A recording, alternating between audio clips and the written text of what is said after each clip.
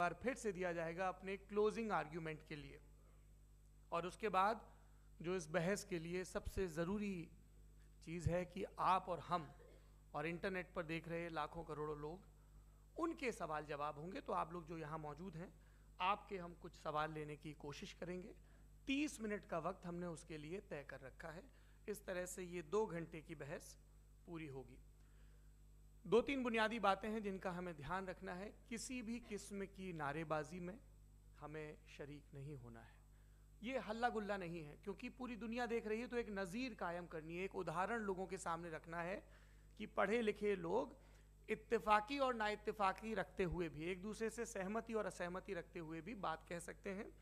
यहाँ पर मेरे JNU के प्रोफेसर बैठे हैं, पुरुषोत्तम अग्रवाल जी, जिन्होंने हमें क्लास में सिखाया है कि सहमति का साहस और असहमति का विवेक, और इसका ठीक उलट भी, ये बड़ा जरूरी है। दूसरी बात, ये किसी एक धर्म के बारे में बहस नहीं है। ये बात सबको स्पष्ट होनी चाहिए। किसी धर्म को महान बताने या किसी धर्म को कमतर बताने की ये बहस नहीं है। तो यदि कोई इस उम्मीद से देख रहा है या यहाँ आया है, तो मैं आपको आश्वस्त करना चाहता हूं कि आपको नाउम्मीदी हाथ लगेगी। इस बहस में बहुत ज़्यादा धार्मिक प्रतीकों के इस्तेमाल को लेकर भी ये दोनों लोग जो अभी आपको गंभीर दिख रहे हैं, भले लोग हैं, कल शाम को चाय पर मिले थे, बहुत हंसी मजाक भी इनके बीच हुआ था और गलबैयाँ डालते हुए एक तस्वीर भी हुई थी। ये इस बात का प्रमाण है कि इंटरनेट पर जो हल्ला मचा हुआ है उसके मुकाबले ये दोनों लोग बहुत ही अच्छे शांत ढंग से बहस के लिए राजी हो गए हैं। ट्विटर की बातें ट्विटर तक सीमित, एलन मस्क आजकल उसको एक्स कहते हैं। और अब इस बहस की शुरुआत मैं इन विद्वानों का, हालांकि इनको परिचय की जरूरत नहीं, पर हो सकता है, हमें पत्रकारिता में सिखाया जाता है कि नेवर अज्यूम, विज्ञान भी यही कहता है।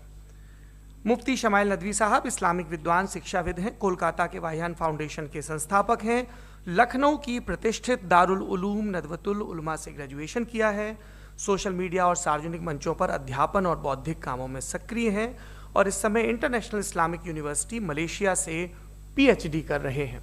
अच्छी बात यह है कि पढ़ाई के साथ साथ ट्रैवल ब्लॉग भी बनाते हैं। पेट्रोनस टावर के सामने का ब्लॉग हमने देखा। हमारे साथ जावेद अख्तर साहब हैं। जावेद अख्तर साहब कवि हैं, शायर हैं, गद्य भी लिखते हैं, फिल्मों के लिए संवाद लिखे हैं, गीत लिखे हैं। इससे इतर ये वैज्ञानिक सोच को लेकर या अपने डिक्लेयर्ड एथिज्म को लेकर भी मुखर रहते हैं और अपने तहीं रैशनैलिटी की बात करते हैं। देवियों और सज्जनों, डज गॉड एग्जिस्ट? इस सवाल का जवाब सब अपने अपने तहीं खोजने की कोशिश कर रहे हैं। कोई इसको गॉड डैम पार्टिकल की खोज बताता है, कोई गॉड पार्टिकल की खोज बताता है, कोई हिग्स बोसान की खोज बताता है, कोई ये सवाल जवाब तलाशने की कोशिश करता है कि मास एग्जिस्टेंस में आखिर आया कैसे, हुआ क्या था, सृष्टि के पहले, समय के पहले क्या था। और कोई ये कहता है कि ये सारी खोजें जिस मस्तिष्क में हो रही हैं प्रकृति के क्रम में, वो कैसे विकसित हुआ। मैं उम्मीद करता हूं कि हम आज इन बुनियादी सवालों के कुछ जवाब हासिल करने में कामयाब हों। मैं सबसे पहले मंच पर आमंत्रित कर रहा हूं मुफ्ती शमाइल नदवी साहब को। आइए सर। जी,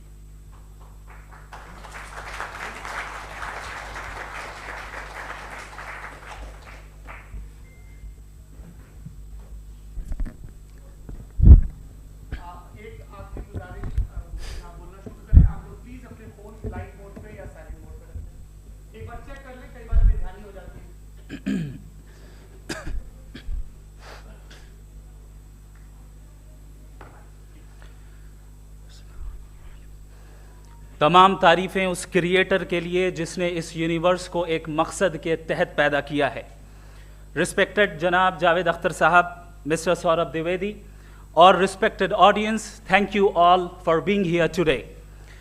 आज की डिबेट में चूंकि हम बात करने वाले हैं डज गॉड एग्जिस्ट के टॉपिक पर, तो ये एक ऐसा टॉपिक है जिसके मुताल्लिक कोई भी डिसीजन लेने के लिए अलग अलग स्टैंडर्ड्स हो सकते हैं। लिहाजा डिबेट के शुरू में ये ज़रूरी है कि हम ये जान लें कि आज के इस टॉपिक में कौन सा स्टैंडर्ड सही होगा और कौन सा गलत होगा।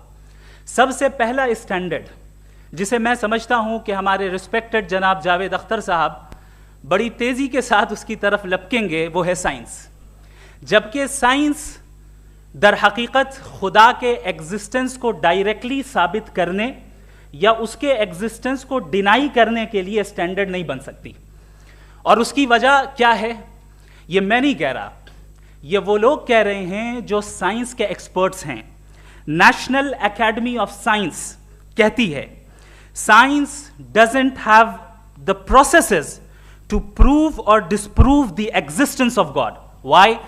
क्योंकि साइंस का ताल्लुक एम्पेरिकल एविडेंस से है और एम्पेरिकल एविडेंसेस का ताल्लुक हमारे नेचुरल और फिजिकल वर्ल्ड से है, जबकि गॉड नॉन फिजिकल और सुपर नेचुरल रियलिटी है। लिहाजा नॉन फिजिकल रियलिटी को आप उस टूल के साथ नहीं चेक कर सकते जिसका काम फिजिकल रियलिटी को तलाश करना है। लिहाजा आज इस डिबेट में गॉड की एग्जिस्टेंस को साबित करने या उसे डिनाई करने में साइंटिफिक एविडेंस को एक्सेप्ट नहीं किया जाएगा। दूसरा स्टैंडर्ड हो सकता है रेविलेशन, कि रेविलेशन के जरिए हम यह साबित करें कि गॉड एग्जिस्ट करता है या नहीं।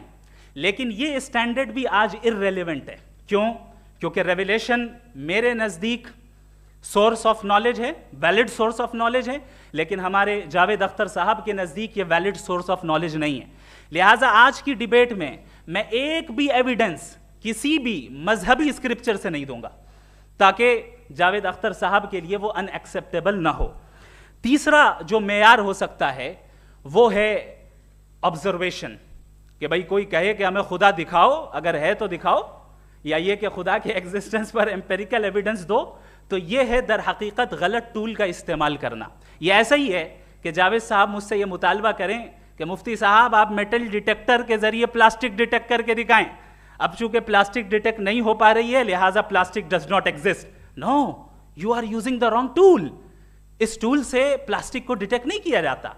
लिहाजा मैं समझता हूं कि गॉड के एग्जिस्टेंस पर एम्पेरिकल एविडेंस का मुतालबा करना एक बचकाना मुतालबा है और हमारे रिस्पेक्टेड जनाब जावेद अख्तर साहब इस स्टेज से अब बहुत आगे निकल चुके हैं।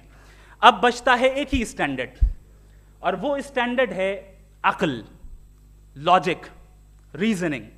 और यही वो स्टैंडर्ड है जिसके तहत गॉड की एग्जिस्टेंस को साबित किया जाएगा या गॉड की एग्जिस्टेंस को डिनाई किया जाएगा। लेकिन चूंकि ये बहुत इंपॉर्टेंट और सेंसिटिव टॉपिक है, इसलिए लॉजिकल आर्ग्यूमेंट भी ऐसा होना चाहिए जो डेफिनेटिव हो, इनडेफिनेटिव ना हो, जो 2 और 2 4 की तरह बिल्कुल वाजे हो, जिसे लॉजिकली रिजेक्ट करना पॉसिबल नहीं हो। फॉर एग्जाम्पल हम कहें हमारे रिस्पेक्टेड मिस्टर सौरभ साहब, ये एक इंसान है और तमाम इंसान कॉन्शियस बीइंग है, लिहाजा नतीजा क्या निकला, हमारे सौरभ साहब भी कॉन्शियस बीइंग है। क्या ये इनडेफिनेट आर्ग्यूमेंट है या डेफिनेट आर्ग्यूमेंट है? ये डेफिनेट आर्ग्यूमेंट है। ये 2 और 2 की तरह वाजे है, इसमें किसी तरह जो है लॉजिकली इसको रिजेक्ट नहीं किया जा सकता। तो अगर आज हमारे जावेद अख्तर साहब ऐसी कोई अकली दलील और लॉजिकल एविडेंस दें खुदा के ना होने पर जो डेफिनेट भी हो, तो मैं ये ऐलान करता हूं कि यकीनन मैं उस एविडेंस को कबूल करूंगा और उस पर गौर करूंगा। लेकिन साथ में यह भी ऐलान कर देता हूं प्रेडिक्शन के तौर पर कि ऐसा कोई डेफिनेट आर्ग्यूमेंट कोई नहीं पेश कर सकता। दलील हम देंगे और डेफिनेटिव दलील देंगे, लॉजिकल दलील देंगे, ऐसी दलील देंगे जो एंटायर एथिस्टिक वर्ल्ड उसे रेफ्यूट नहीं कर सकती। चलें अब हम एक एग्जाम्पल सोचते हैं, एक सिनेरियो, सिंपल सिनेरियो, तमाम ऑडियंस से गुजारिश है, हम और आप एक आइसोलेटेड आइलैंड पर हैं, ऐसा आइलैंड जहां पे हमसे पहले कोई कभी नहीं गया। चलते चलते आपके सामने अचानक आपने देखा एक पिंक कलर की बॉल पड़ी हुई है। सबसे पहला सवाल आपके जहन में क्या आएगा कि ये बॉल यहां क्यों आई, कैसे आई, ये पिंक कलर की ही क्यों है, कोई और कलर भी हो सकता था, ये इसी शेप में क्यों है, कोई और शेप भी हो सकता था। नेचुरली आप इस तरफ पहुंचेंगे कि कोई ना कोई है जिसने इन स्पेसिफिक प्रॉपर्टीज के साथ इस बॉल को बनाया है और यहां पे रखा है।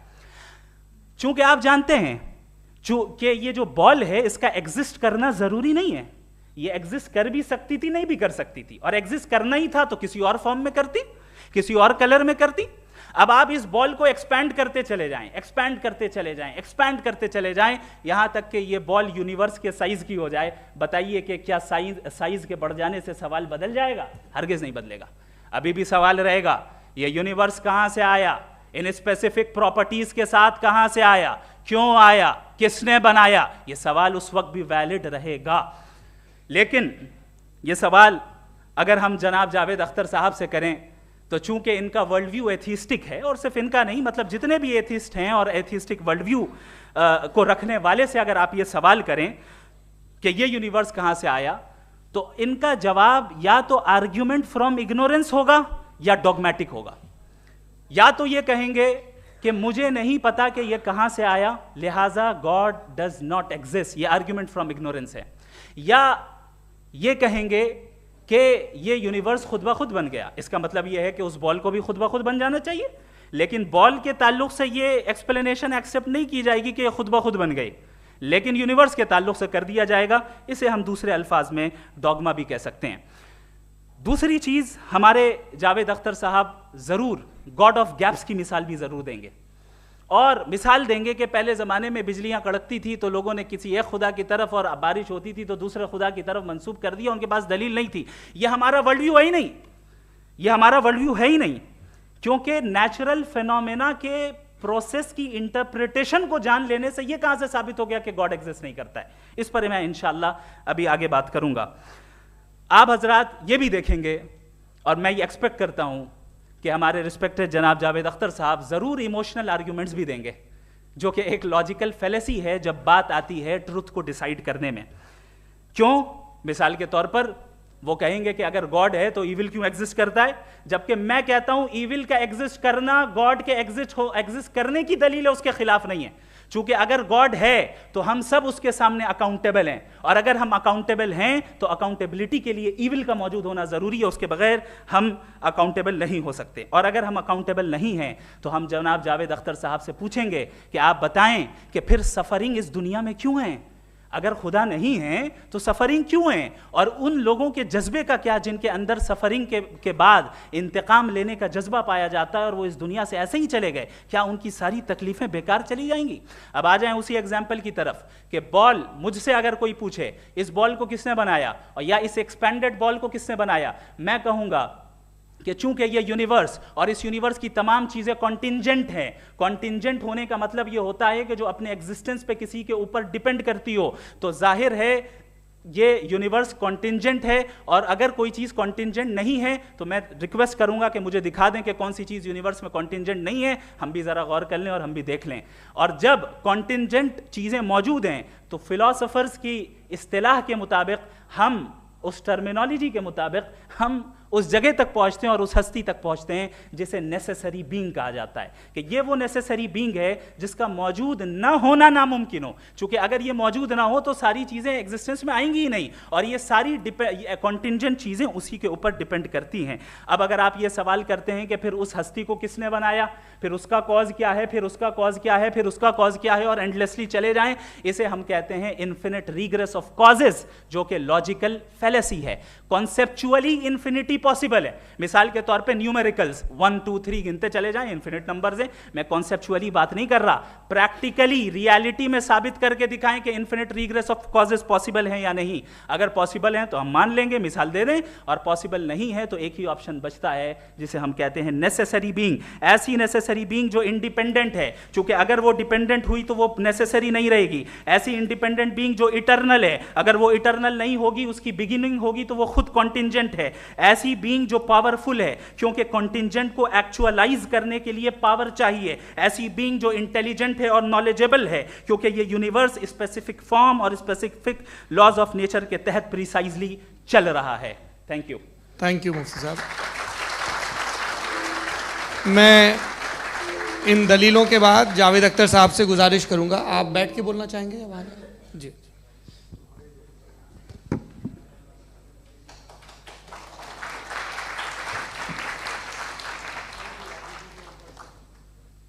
पहले तो मैं मुफ्ती साहब को एक अच्छी खबर देना चाहूँगा कि मेरी नॉलेज साइंस के बारे में बड़ी मामूली है, तो आप फिक्र ना करें उसकी, लेकिन कुछ कॉमन सेंस है मुझ में। देखिए, ये खुदा का तस्वुर कोई नया तस्वुर नहीं है, ये सदियों से रहा है।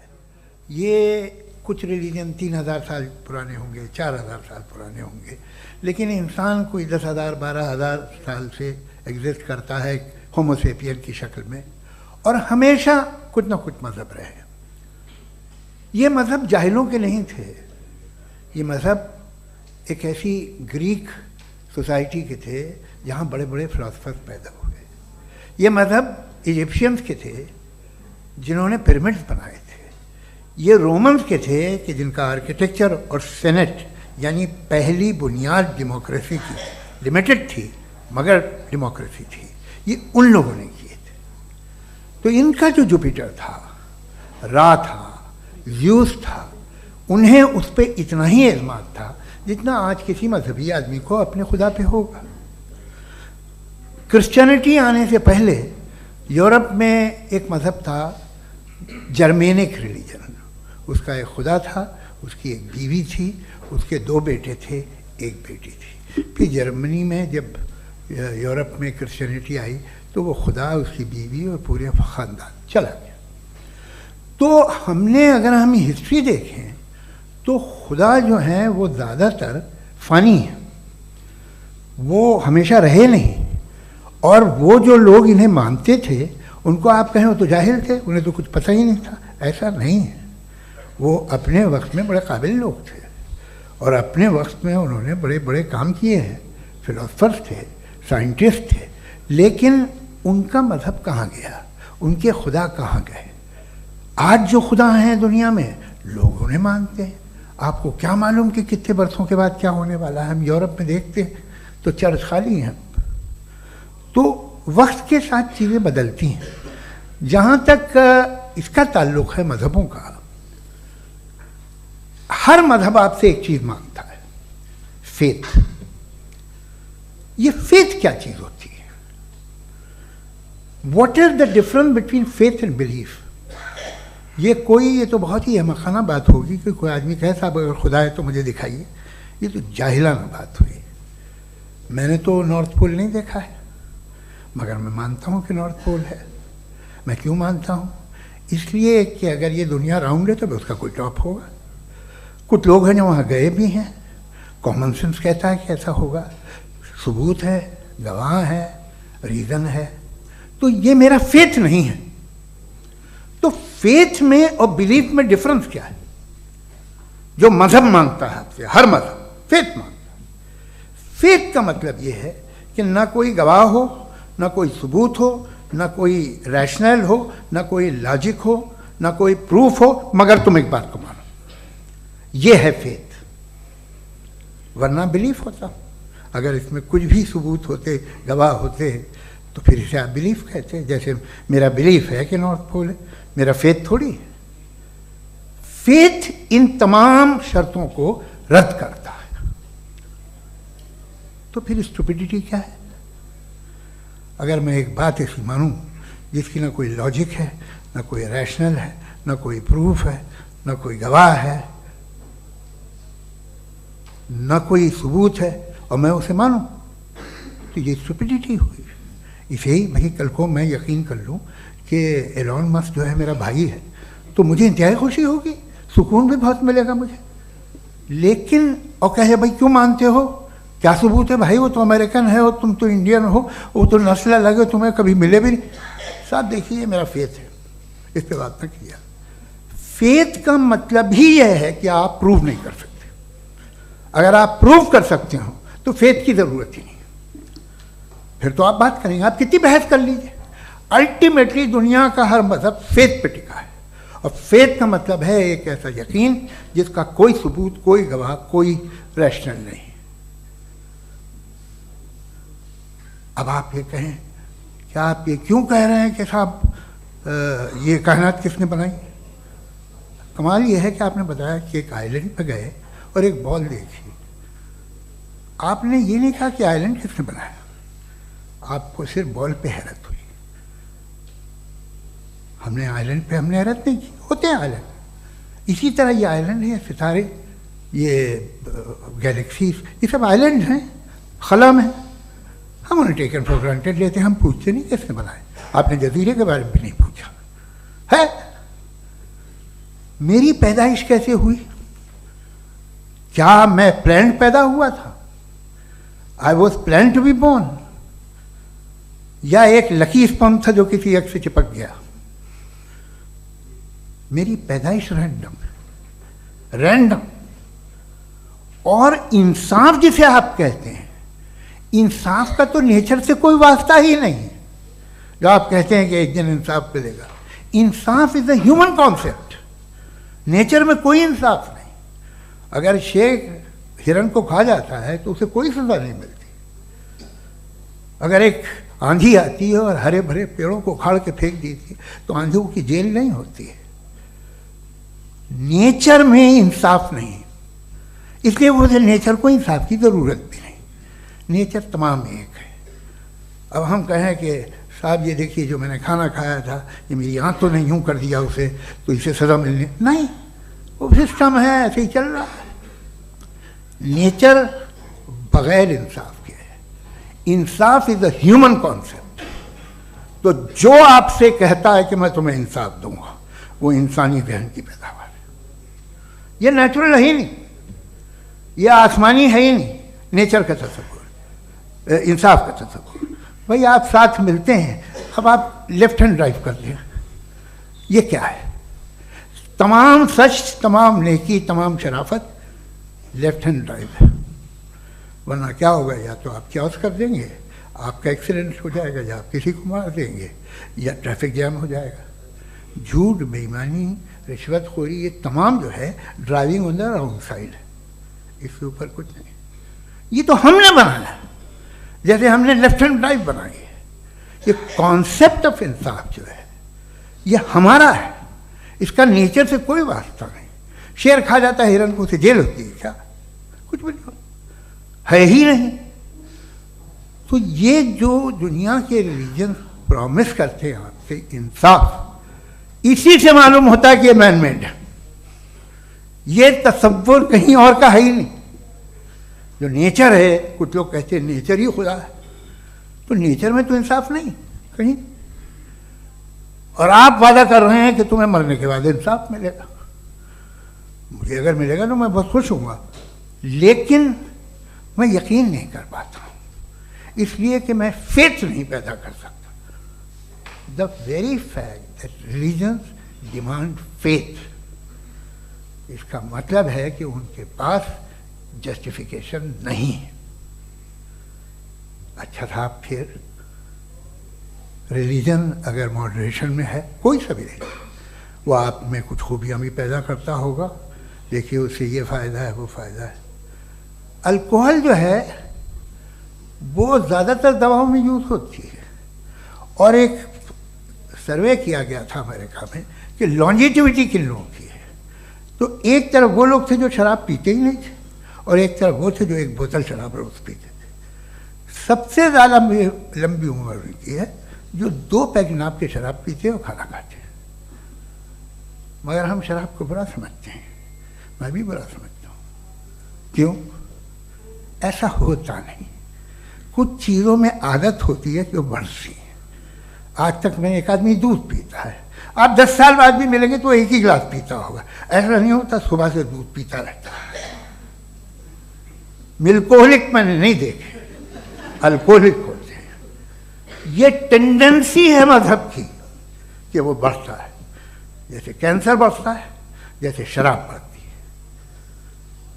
कुछ लोग होंगे जो उसे सही तरह से यूज़ करते हैं। मुझे यकीन है कि हमारे मुफ्ती साहब भी उनमें से एक, इनसे बहुत खुशी हुई मुझे इनसे मिलकर।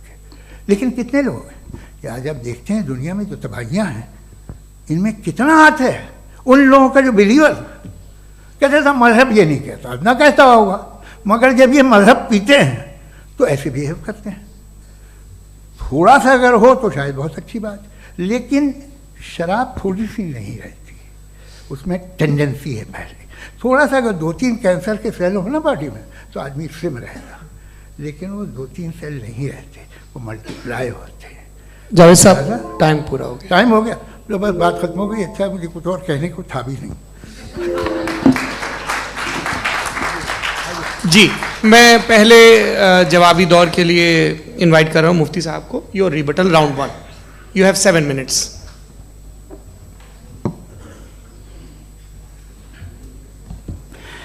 Thank you very much Javed साहब, आपकी बात को सुनकर बड़े महजूज हुए हम लोग। महजूज, do you understand? We enjoyed. Okay, अब थोड़ा सा लॉजिकली उसको हम लोग देखते हैं। दरअसल हम लोगों ने कल गुजारिश की थी मुफ्ती साहब से भी, जावेद साहब से भी, कि हिंदुस्तानी ज़बान आम फहम सबको समझ में आ जाए और जहाँ कहीं आप मुश्किल शब्द इस्तेमाल करें वहाँ बताते भी चलें। Thank you. तो सबसे पहले हमारे रिस्पेक्टेड जावेद साहब ने हवाला दिया कि खुदा फ़ानी है। कितने मजहब आगे चले गए, किसी ने जुपिटर को खुदा माना, किसी ने किसी को माना। मैं कहता हूँ जिसने कॉन्टिंजेंट चीज़ को खुदा माना, गलत माना, वो खुदा ही नहीं, वो खुदा ही नहीं है। हम तो नेसेसरी बीइंग को साबित करने बैठे हैं, वो नेसेसरी कॉज जो इटरनल है, जो अबदी भी है और अजली भी है। हम किसी और को साबित करने नहीं बैठे। दूसरी चीज उन्होंने कहा कि फेथ एंड बिलीफ, ये एक ऐसी डेफिनेशन है फेथ की जो इन्होंने पहली मर्तबा पेश की है, या माफ कीजिएगा इन्होंने पहली मर्तबा पेश नहीं की है, रिचर्ड डॉकिंस ने पहली मर्तबा पेश की है। मुझे मालूम है ये सोर्स कहां से है। एपिस्टेमोलॉजिकली फेथ और बिलीफ का फर्क आप इस तरह नहीं कर सकते सर। फेथ सही भी होता है, गलत भी होता है, बिलीफ सही भी होता है, गलत भी होता है। जो लॉजिक, रीजन और एविडेंस से बैक्ड होगा वो फेथ सही होगा। और आप जिस फेथ की बात कर रहे हैं कि इलॉजिकल है और उसके पीछे नहीं है, तो we are on the same page.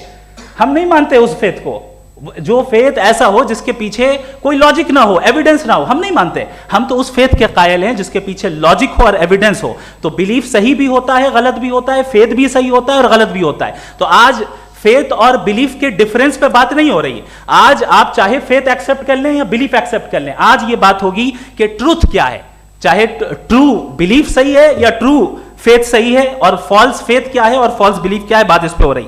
दूसरी चीज इन्होंने पूछा स्टुपिडिटी फिर क्या है। अगर फेथ रिलीजन स्टुपिडिटी नहीं है तो और क्या है? चूंकि फेथ का मुतालबा करते हैं तो स्टुपिडिटी क्या है? मैं कहता हूं स्टुपिडिटी एथिज्म है। उसकी वजह यह है कि आप एक सड़क पे जा रहे हो और आप किसी गार्डन में जाएं और देखें वहां लिखा है फूलों के साथ I love Javed Akhtar, and I really do, I love you sir.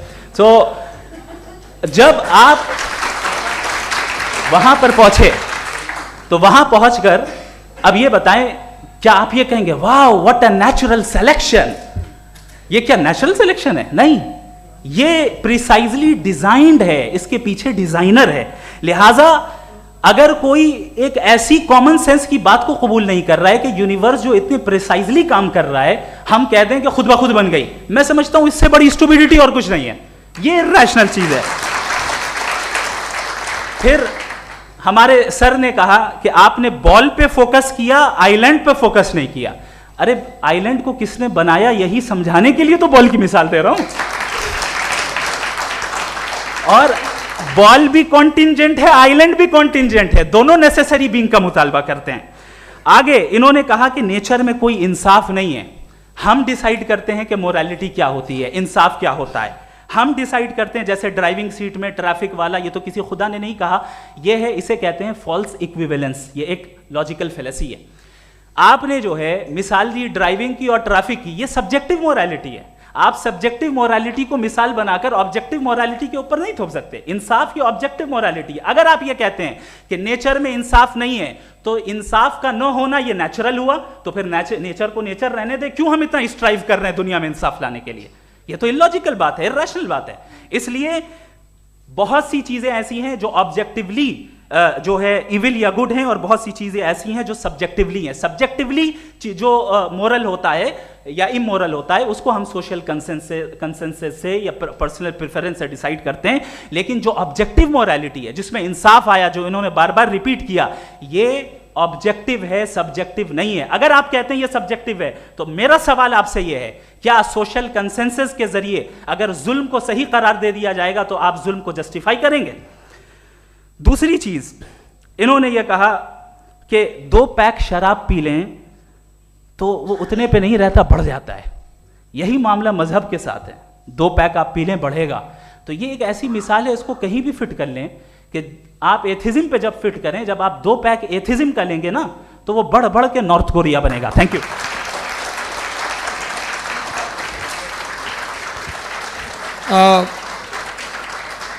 First round के रिबटल के लिए मैं जावेद साहब को इनवाइट कर रहा हूं। आपके पास 7 मिनट का वक्त है, रीसेट कर दीजिएगा प्लीज।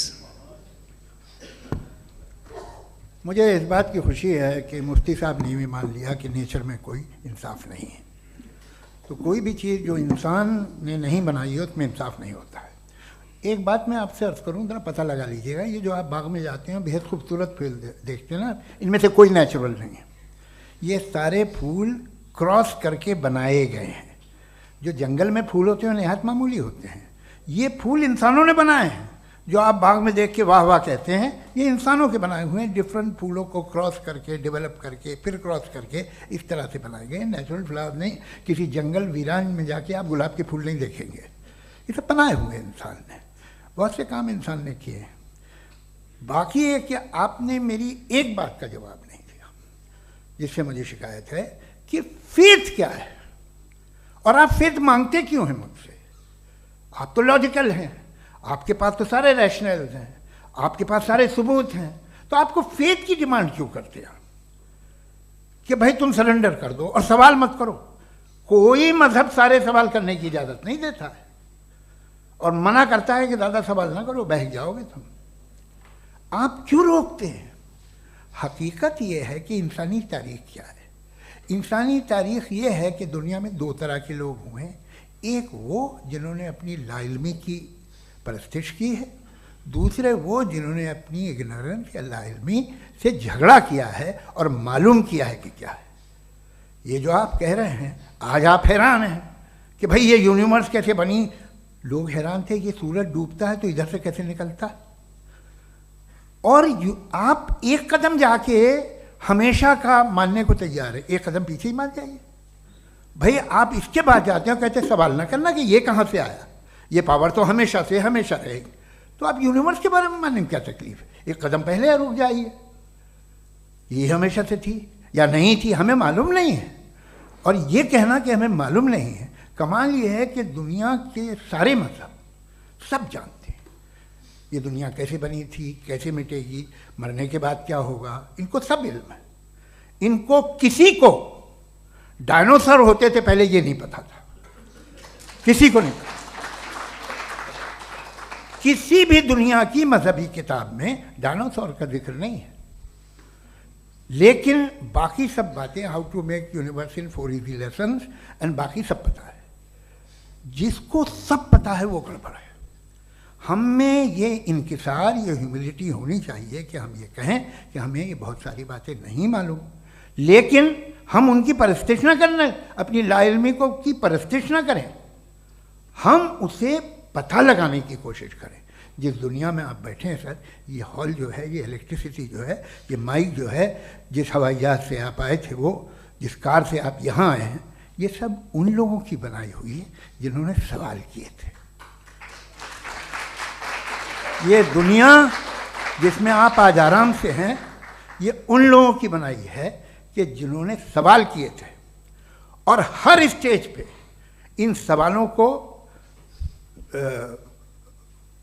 मकरूह कहा गया था, गलत कहा गया था। आप ज़रा तारीख पढ़िए, एक बड़ी दिलचस्प किताब है बर्ट्रैंड रसेल की, जिसमें उसने रिलीजन एंड साइंस कि कब से रिलीजन जो है साइंस के अगेंस्ट है। और हद तो यह है कि भाप के इंजन के खिलाफ थे, स्टीम इंजन के भी खिलाफ थे, और फतवे हुए उन पर, वेटिकन ने दिए। तो ये हमेशा, अभी जैसे ही ये राइट विंगर आते हैं अमेरिका में पावर में, तो वो जो अपना ये क्या बोलते हैं उसे, सीड क्या बोलते हैं, सीड क्या जो, हाँ नहीं सीड जो होते हैं जिन पे जी नहीं भाई, वो जो ह्यूमन बॉडी के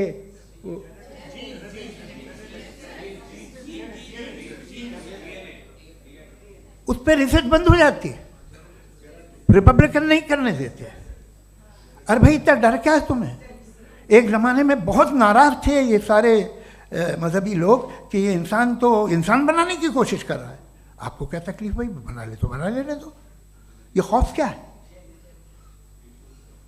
और ये सब आज जो आप कह रहे हैं नामुमकिन है, ये कैसे हुआ, मुझे एक किस्सा याद आता है। जब मैं 6ठी क्लास में था तो मैं मैथमेटिक्स में बहुत वीक था, तो एक टीचर रख दिया गया, उसने 1 2 3 4 5 6 7 को सिखा दिया मुझे। वो दिन मैं भूल नहीं सकता हूँ मुफ्ती साहब, जिस दिन उसने ये बताया कि 1/2 क्या होता है और 3/4 क्या होता है, मुझे ऐसा लगा कि मेरा सर बीच से फट जाएगा। ये आदमी कह रहा है कि जो दीवार के अंदर जाओ वॉक करते हुए। आज हंसता हूँ मैं इस बात पे। तो आज जो बातें आपके जहन से बिल्कुल परे हैं और आप हैरान होते उन्हें देख के, एक वक्त आएगा कि मामूली लगेंगे। और हुआ है, आपकी इंसानी तारीख ही है। इतनी जल्दी सारे फैसले आप मत कर लीजिए, थोड़ा ये ह्यूमिलिटी रखिए कि भाई ये हमें नहीं मालूम। ये कहने में क्या है, ये यूनिवर्स कहाँ तक फैली, ये कब से है और कब तक रहेगी, हमें नहीं मालूम। आपने फैसला कर लिया कब बनी, ये आपके हिसाब से कोई 14 बिलियन ईयर बनी जो समझा जाता है। उससे पहले हजारों करोड़ों अरबों साल तक खुदा बैठा क्या कर रहा था, खामोश बैठा था, ऐसे ही जमाइयाँ ले रहा था। फिर उसे आइडिया आया, यार एक काम करते, वक्त अच्छा गुजर जाएगा, यूनिवर्स पर आपसे सोचिए। वो तो हमेशा से है ना, मगर यूनिवर्स हमेशा से नहीं है, ये तो बनाई गई है। और उससे पहले क्या था, इनका क्या काम था, कैसी बात है। ये बड़ा आसान है, जो बात हमें आज धीरे धीरे पता चली है। बरसों 2000 और 2500 साल पहले आपको किसी ने बता दिया कि क्या था, आप मान गए, और तब से वही मान रहे हैं जो 2500 साल पहले कहा गया था। सब कुछ बदल गया है, सॉल्व हो रही हैं चीज़ें। अभी साइंस बिल्कुल दावा नहीं करती, या कोई फिलोसफर ये दावा नहीं करता कि हमें सब मालूम, बल्कि वो कहता है कि हमें जितना मालूम होता है उससे ये मालूम होता है कि हमें कितना कम मालूम। तो हम अपनी जहालत से लड़ें, उसकी परस्तिश न करें। जी, टाइम है। Thank you so much. मैं तर्कों की श्रृंखला में राउंड 2 के लिए मुफ्ती साहब को आमंत्रित कर रहा हूँ। आपके पास एक बार फिर से 7 मिनट का वक्त है। शुक्रिया। जनाब जावेद अख्तर साहब कई मर्तबा दोहरा रहे हैं कि फ़ेथ का मतलब बताइए, फ़ेथ का मतलब बताइए। मैंने बता दिया, फ़ेथ सही भी होता है, गलत भी होता है। और आज हम फ़ेथ पे बात नहीं कर रहे, हम ट्रुथ और डज गॉड एग्जिस्ट पे बात कर रहे हैं। क्या डज गॉड एग्जिस्ट, ये ट्रुथ यानी गॉड है या नहीं है, इसमें से दोनों ट्रुथ क्या है। अब आप उसे फेथ कह लें, बिलीफ कह लें, नॉट माई बिजनेस। उसके बाद आपने कहा कि भाई सवाल करने से मजहब रोकता है। मैं कहता हूं जो रोकता है वो रोकता होगा, मैं नहीं रोकता, बल्कि सवाल करें, सवाल करना चाहिए। सवाल कर करके तो हम आगे बढ़ते हैं, तरक्की करते हैं, और इसीलिए मैं आज यहां पे आया हूं। लेकिन सवाल सिर्फ खुदा से नहीं होगा, आपसे भी होगा। सवाल एथिज्म से भी होगा, सवाल सिर्फ मजहब से नहीं होगा, सबसे होगा। और आज मैं सवाल करूंगा और उम्मीद है कि आप जवाब देंगे। अभी तक आपने वैसे कॉन्टिंजेंसी आर्गुमेंट का कोई जवाब नहीं दिया है। चलें, आपने कहा यूनिवर्स के बारे में इटर्नल क्यों नहीं बोल देते। ये चूंकि लॉजिकली पॉसिबल ही नहीं है कि यूनिवर्स इटर्नल हो। यूनिवर्स एक कॉन्टिंजेंट चीज है जो टाइम एंड स्पेस के पाबंद है, टाइम एंड स्पेस से बाउंड है। जो टाइम एंड स्पेस से बाउंड होगा वो कॉन्टिंजेंट होगा, जो कॉन्टिंजेंट होगा वो उसकी बिगिनिंग हुई होगी, जिसकी बिगिनिंग हुई होगी वो इटर्नल नहीं हो सकता। ये तो कॉमन सी बात है। आपने कहा कि किसी मजहबी किताब में डायनासोर का जिक्र नहीं है। अफसोस कि आज तक किसी मैथमेटिक्स के किताब में मुझे डायनासोर का जिक्र नहीं मिला। तो इसका मतलब मैथमेटिक्स की किताब बेकार है? नहीं, उसका वो टॉपिक नहीं है। रेवलेशन का और मजहबी किताबों का टॉपिक ये नहीं है कि आपको आके बताए साइकिल कैसे बनाते हैं, या आकर ये बताएं कि जो है डायनासोर कब था। वो तो मोरालिटी सिखाने आया है, गॉड के बारे में बताने आया, नॉन फिजिकल रियलिटी की हकीकत को सिखाने के लिए आया। रिलीजियन साइंस को रोकता है? नहीं रोकता। अगर रोकता है तो गलत करता है। रिलीजियन साइंटिज्म को रोकता है, जिसमें हमारे जावेद साहब मुब्तला हैं। साइंस और साइंटिज्म में फर्क है। साइंटिज्म यह है कि आप समझें कि साइंस और साइंटिफिक मेथोडोलॉजी ये नॉलेज को हासिल करने का वाहिद सोर्स ऑफ नॉलेज है। यह है साइंटिज्म। हम इसे रिजेक्ट करते हैं। हम साइंस को तो तरक्की करते हैं, भाई आप हमारी पूरी तारीख कर लें, पढ़ लें तो आपको पता चल जाएगा। बहरहाल ये अलग टॉपिक है। उसके बाद इन्होंने एक लफ्ज़ कहा, वेटिकन ने फतवा दिया। वेटिकन का फतवे से कोई ताल्लुक नहीं है, दोनों कॉन्ट्राडिक्टरी अल्फाज हैं। उसके बाद उन्होंने कहा कि भाई हमें नहीं मालूम। अगर नहीं मालूम तो क्लियरली कह देना कि नहीं मालूम है, इसमें क्या हरज है। तो वही तो मैं कह रहा हूं ना कि आप कह दें कि नहीं मालूम, लेकिन क्लेम क्यों कर रहे हैं कि गॉड एग्जिस्ट नहीं कर रहा है? आप कह दें नहीं मालूम है, हो सकता है हो सकता ना हो, लेकिन आप क्लेम कर रहे हैं। The moment you say God does not exist, this is a claim, and now the burden of proof is upon you too, जैसे हमारे ऊपर है।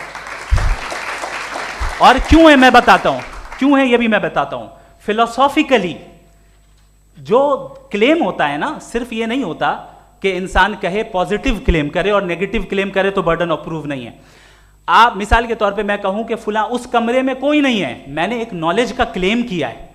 उस कमरे में कोई नहीं है, मैंने एक नॉलेज का क्लेम किया। या तो मैं कहूं मुझे नहीं पता, हो भी सकता है नहीं भी हो सकता है, this is not a claim.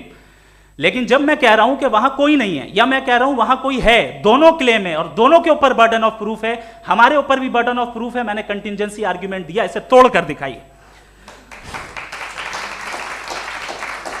आखिरी चीज, इन्होंने कहा कि खुदा दुनिया बनाने से पहले 150 साल पहले या करोड़ों साल पहले क्या कर रहा था। अरे हजरत, चलें बहरहाल मैं जवाब दे देता हूं, आप हमारे रिस्पेक्टेड पर्सनालिटी हैं, अगर आप नहीं होते तो मैं ऐसे एंटरटेन ही नहीं करता। टाइम, ये 100 साल पहले या 100 साल बाद, पहले बाद में अभी, ये वो अल्फाज हैं जिनका ताल्लुक टाइम से है। टाइम शुरू ही हुआ है यूनिवर्स की बिगिनिंग के बाद, तो उसके पहले खुदा क्या कर रहा था? सवाल इलॉजिकल है, ये फेलेसी है। यानी आप ये कह रहे हैं कि यूनिवर्स के बनने से पहले खुदा क्या कर रहा था? टाइम के बनने से पहले, पहले का ताल्लुक टाइम से, टाइम उस वक्त था ही नहीं, तो ये सवाल ही इनवैलिड है खुदा के ताल्लुक से। दूसरी चीज, आर्ग्यूमेंट ऑफ कंटिजेंसी जो मैंने आपके सामने पेश की है, आपने बार बार ये प्रूफ किया और ये कह रहे हैं कि गॉड ऑफ गैप्स। देखिए, पहले नहीं मालूम था, साइंस ने कर दिया। सिंपल्स की मिसाल से मैं समझा देता हूं। जिस गैप्स की आप बात कर रहे हैं ना, साइंस उन गैप्स को जिन चीज के जरिए भी प्रूव करेगा वो कॉन्टिंजेंट ही होगा, अब चाहे वो फोर्स हो, मैटर हो या एनर्जी हो। लिहाजा सवाल हमारा उस वक्त भी वैलिड होगा जब तक कि आप नेसेसरी बीइंग पे ना आ जाएं, और इन्फिनिट रिग्रेस पॉसिबल नहीं है of causes in practical world, तो जाहिर है कहीं रुकना पड़ेगा, जहां रुकेंगे वही खुदा है। दूसरी चीज, आपने ये कहा, क्या कह रहा था मैं, किस पॉइंट को? What? Oh no, after that, just now. हाँ, जहां रुकेंगे वही खुदा है। बहरहाल, तो टाइम का जिक्र हो गया, गॉड ऑफ गैप, सॉरी, या इसकी एक मिसाल आप ले लें।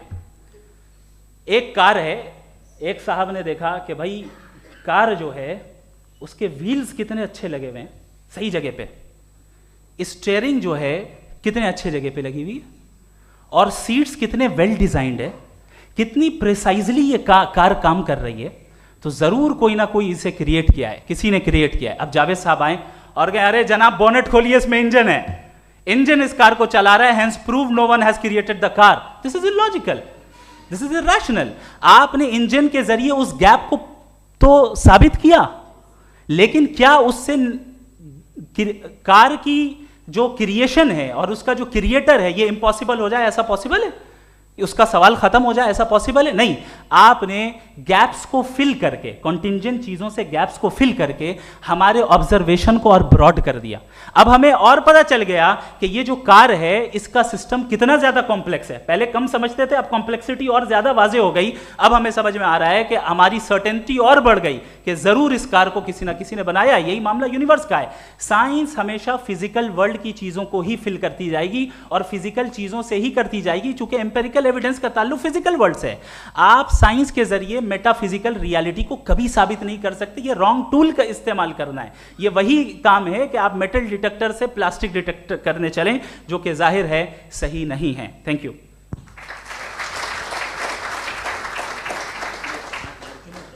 जी, ये आर्ग्यूमेंट का राउंड 2 है। हाँ। 7 मिनट है। पहले तो मैं आपसे अर्ज करूं कि आपने कहा कि जब कायनात ही नहीं थी तो वक्त भी नहीं था, कुछ भी नहीं था। कैसे नहीं था? खुदा था, एक एग्जिस्टेंस तो था ना खुदा का। तो जब खुदा था तो वक्त भी होगा। ऐसा नहीं है कि कुछ भी नहीं था, खुदा था। अच्छा, बाकी एक आपने कहा साहब आप साबित कीजिए, आपके पास भी लॉजिक है या मेरे पास भी लॉजिक है। आप मेरा जिम्मेदारी नहीं है साबित करना कि खुदा है। बर्टन रसल ने बड़ी अच्छी बात कही, बर्टन रसल ने बड़ी अच्छी बात कही। मैं आपसे अगर ये दावा करूं कि एक चाय की केतली मरीख के चारों तरफ घूम रही है, मार्स के चारों तरफ, तो ये आपका काम नहीं है कि आप साबित करें कि कोई चाय की केतली नहीं है। ये मेरा काम है, मैंने दावा किया है। ये दावा तो मजहबी लोग करते हैं कि खुदा है, मैं क्यों साबित करूं कि नहीं है? जब तक आप मुझे कन्विंस नहीं कर देंगे मैं नहीं मानूंगा। आपकी जिम्मेदारी है, मेरी जिम्मेदारी नहीं है। दोयम ये कि ये जो आप कह रहे हैं, जो गैप्स हैं, ये गैप जब जब किसी मजहब को चैलेंज करते हैं, जब ऐसा कोई बात आती है तो हंगामा हो जाता है कि जब वो चैलेंज करें किसी फेथ को। ये तमाम साइंस जो है इसे मुख्तलिफ जगहों पे मुख्तलिफ वक्तों में मजहब ने रोकने की कोशिश की है।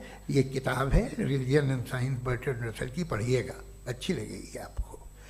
तारीख ही है साइंस, मजहब की साइंस से उसका यही रिश्ता है।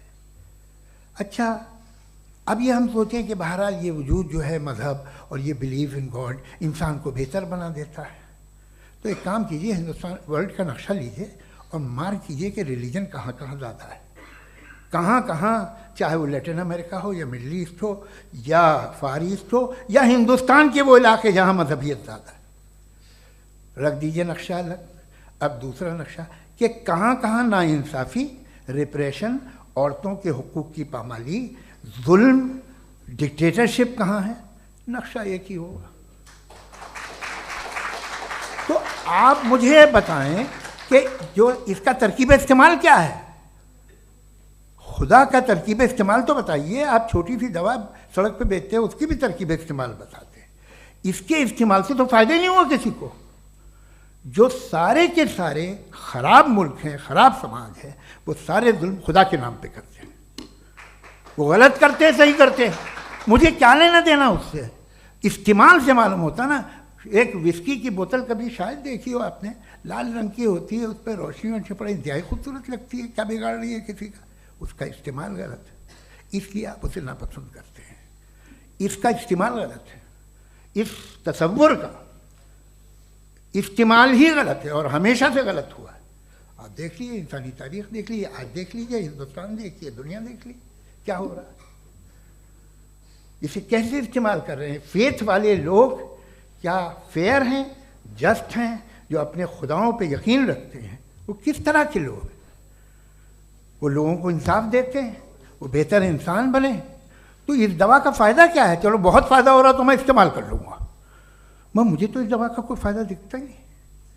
मुझे तो ऐसा लगता, मैं एक और बात बताऊँ, अगर कोई आदमी मजहबी है और अच्छा आदमी है तो मैं उसकी बहुत इज्जत करता हूँ, इसलिए कि मेरा ख्याल है मजहबी आदमी का अच्छा होना मुझसे अच्छा होने से ज़्यादा मुश्किल है। भाई हर चीज़ की एक लिमिट है। आप इतना भाग सकते हैं, इतना नहीं भाग सकते, इतना वजन उठा सकते, इतना नहीं उठा सकते, इतना दूर देख सकते हैं, इतना दूर नहीं देख सकते। उसी तरह कॉमन सेंस कहता है कि आप में नेकी का भी एक कोटा होगा। अब आप अगर सुबह जाते हैं अपनी इबादत गाह और इबादत करते हैं तो बाहर निकलते हैं तो आप तो यही महसूस करते हैं कि आपने एक बहुत अच्छा काम किया, आपकी नेकी का एक बहुत बड़ा कोटा खर्च हो गया जिससे किसी का कोई फ़ायदा नहीं। मैं तो नहीं जाता हूँ तो मुझे तो किसी को खाना खिलाना पड़ेगा, किसी बेवा की मदद करनी पड़ेगी, मैं अपना कोटा कैसे कंज्यूम करूँ? आप अपना कोटा सारे मजहबी लोग इंतहाई यूजलेस कामों में यूज़ करते हैं। उसके बाद भी अगर आप में बच्ची है थोड़ी सी शराफत तो भाई वाह क्या बात है।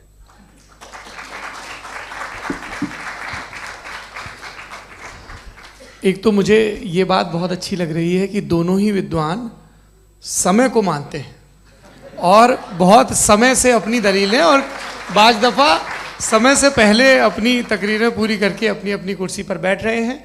ये इस आर्ग्यूमेंट का राउंड 2 पूरा हुआ। अब रिबटल का राउंड 2 है और उसके बाद क्रॉस एग्जामिनेशन होगा। नहीं, आपका आर्ग्यूमेंट हो गया सर। हमारे यहाँ स्कूल के सिलेबस में पंच परमेश्वर कहानी पढ़ाई जाती है, प्रेमचंद जी की लिखी हुई। आप निश्चिंत रहिए, आपके कोई राउंड में मिस नहीं होने दूंगा। रिबटल का राउंड 2 मुफ्ती शमाइल नदवी साहब।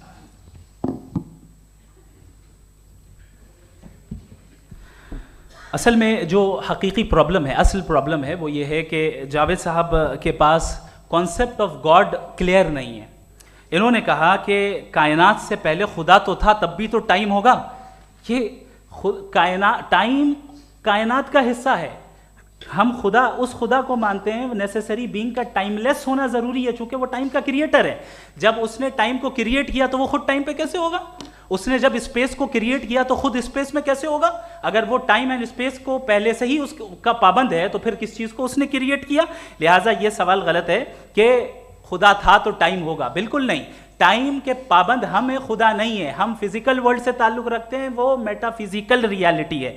दूसरी चीज इन्होंने मिसाल दी कि चाय की केतली हवा में घूम रही होगी, और पता नहीं शायद वो बर्टन रसल का उन्होंने हवाला दिया। बहरहाल यही प्रॉब्लम है। प्रॉब्लम यही है कि हम चीजों के दरमियान डिफरेंशिएट नहीं कर पाते।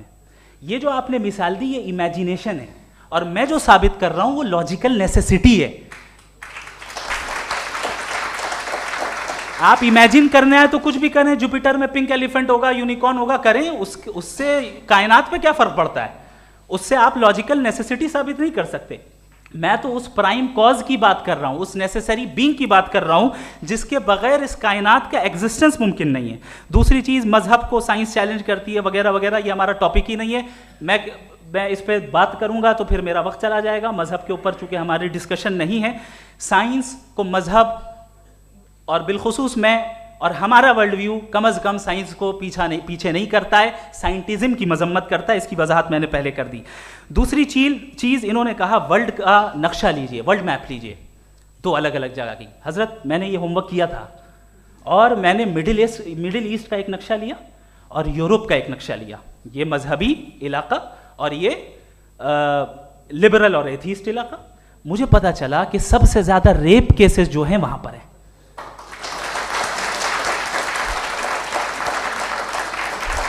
मुझे ये पता चला यूएन की रिपोर्ट के मुताबिक, मैं ये अपने घर से नहीं लेके आ रहा, कि जो वर्किंग वुमेन है यूरोपियन कंट्रीज में, उसमें 81% वुमेन सेक्सुअल हैरेसमेंट का वर्क में शुमार हो रही है। ये मिडिल ईस्ट में नहीं हो रहा है, वो मजहबी लोग हैं इसलिए नहीं हो रहा है। दूसरी चीज, आपने ये कहा कि मजहबी आदमी का अच्छा होना हमारे अच्छे होने से बहुत मुश्किल है, बहुत मुश्किल है। तो इसका मतलब यह है कि गॉड के अलावा आपके पास अच्छे और बुरे का कोई स्टैंडर्ड है। मैं चाहूंगा कि कन्वर्सेशनल स्टाइल वाली डिस्कशन और सेगमेंट पे इसी पे बात कर लेते हैं। Thank you very much.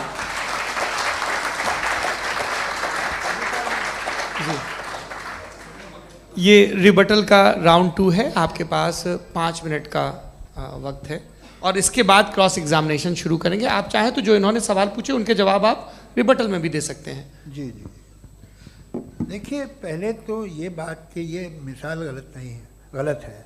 इन्होंने पहले ही हमको डिसार्म कर दिया। कह लिया अकल से मामला सॉल्व नहीं हो सकता, लॉजिक से आप पहुंच नहीं सकते। ये एक मेटाफिजिकल चीज़ है। मेटाफिजिकल अजीब सा लफ्ज़ है, ठीक से किसी को माने नहीं मालूम इसके, तो ऐसा लगता है कुछ बड़ी चीज़ है। अरे भाई, क्या होता है मेटाफिजिकल, बताओ, खड़ी हो। ये एक लफ्ज़ है जो कहीं भी इस्तेमाल हो जाता है। जब आप एक बात कर रहे हैं और आप मुझसे बहस कर रहे हैं तो मुझे मेटाफिजिकल मत बताइए, आप लॉजिकली मुझे प्रूफ किए। और अगर लॉजिकली आप नहीं बात करते साहब ये मेटाफिजिकल है, तो फिर हम आप बात क्या कर रहे हैं? मेरा आपका किस ज़बान में कॉन्वर्सेशन होगा? और ये कहना कि वक्त पहले नहीं था, तो फिर क्यों कहते हैं ये हमेशा से और हमेशा रहेगा? हमेशा वक्त है, तो आप कैसे कहते हैं वो हमेशा से है और हमेशा रहेगा? हमेशा का मतलब है कोई वक्त, अगर वक्त ही नहीं है तो हमेशा कैसे? बाहर वो रहेगा।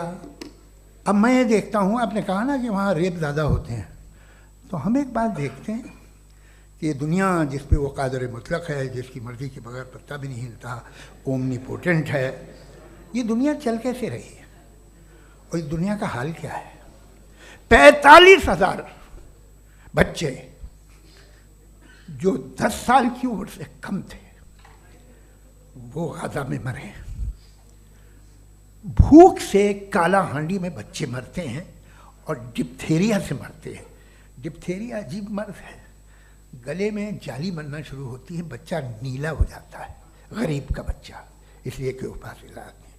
ये कादर मुतलक है, जो चाहे कर दे। इससे आप दुआएं मांगते हैं हमारी ये काम कर दे वो कर दे, तो इसका मतलब डे टू डे लाइफ में वो इंटरफेयर करता है और ये देख रहा है वो। अगर वो वाकई भी है फॉर डिस्कशन सेक, तो मैं जब दुनिया देखता हूँ तो मेरे दिल में उसके लिए कोई इज्जत नहीं पैदा होती। ये क्या कर रहे हो तुम पूरे ऑल पावरफुल हो, ओमनीपोटेंट हो, ओमनी प्रेजेंट हो। तुम तो वहाँ गादा में रहे होगे ना, तुम हर जगह हो। तुम देख रहे थे कि बच्चे की कैसे धज्जियाँ उड़ रही, तुम देख रहे थे, और तुम चाहते हो मैं तुम्हारी परस्तिश करूँगा, तुम हो भी। अरे यार, इसके अच्छे तो हमारे चीफ प्राइम मिनिस्टर हैं, कुछ तो ख्याल करते हैं। कमाल है, आप किसकी इबादत कर रहे हैं? अगर वो है भी, ये दुनिया नाइंसाफी से, जुल्म से, जबर से, तशद्दुद से भरी हुई। और आप ये मत कहिएगा कि वो देख रहा है और वो बताएगा एक दिन। अगर वो देख रहा है और इंटरफेयर नहीं करता तो आप दुआ क्यों मांगते? आप कहते हैं मेरा ये काम करा दे, इसके मतलब है वो दखल दे सकता है, वो आपको नौकरी दिलवा सकता है, भले दूसरे आदमी को न मिले, मगर आपका काम कर देगा चूंकि आपने दुआ मांगी है। तो जब वो आपको नौकरी दिला सकता है, लड़की की शादी कर सकता है, बेटे को ग्रीन कार्ड दिलवा सकता है, तो कम से कम ये जो मर रहे हैं बच्चे, इनको रोक दे, कुछ तो करे। मुझे तो दुनिया में, इस दुनिया का कोई मालिक है, इसका ओमनीपोटेंट कोई रूलर है, और ये दुनिया ऐसी चल रही है। मैं तो चाहूँगा कि भाई ना हो, अगर हो तो बड़ी शर्मिंदगी की बात है। शुक्रिया।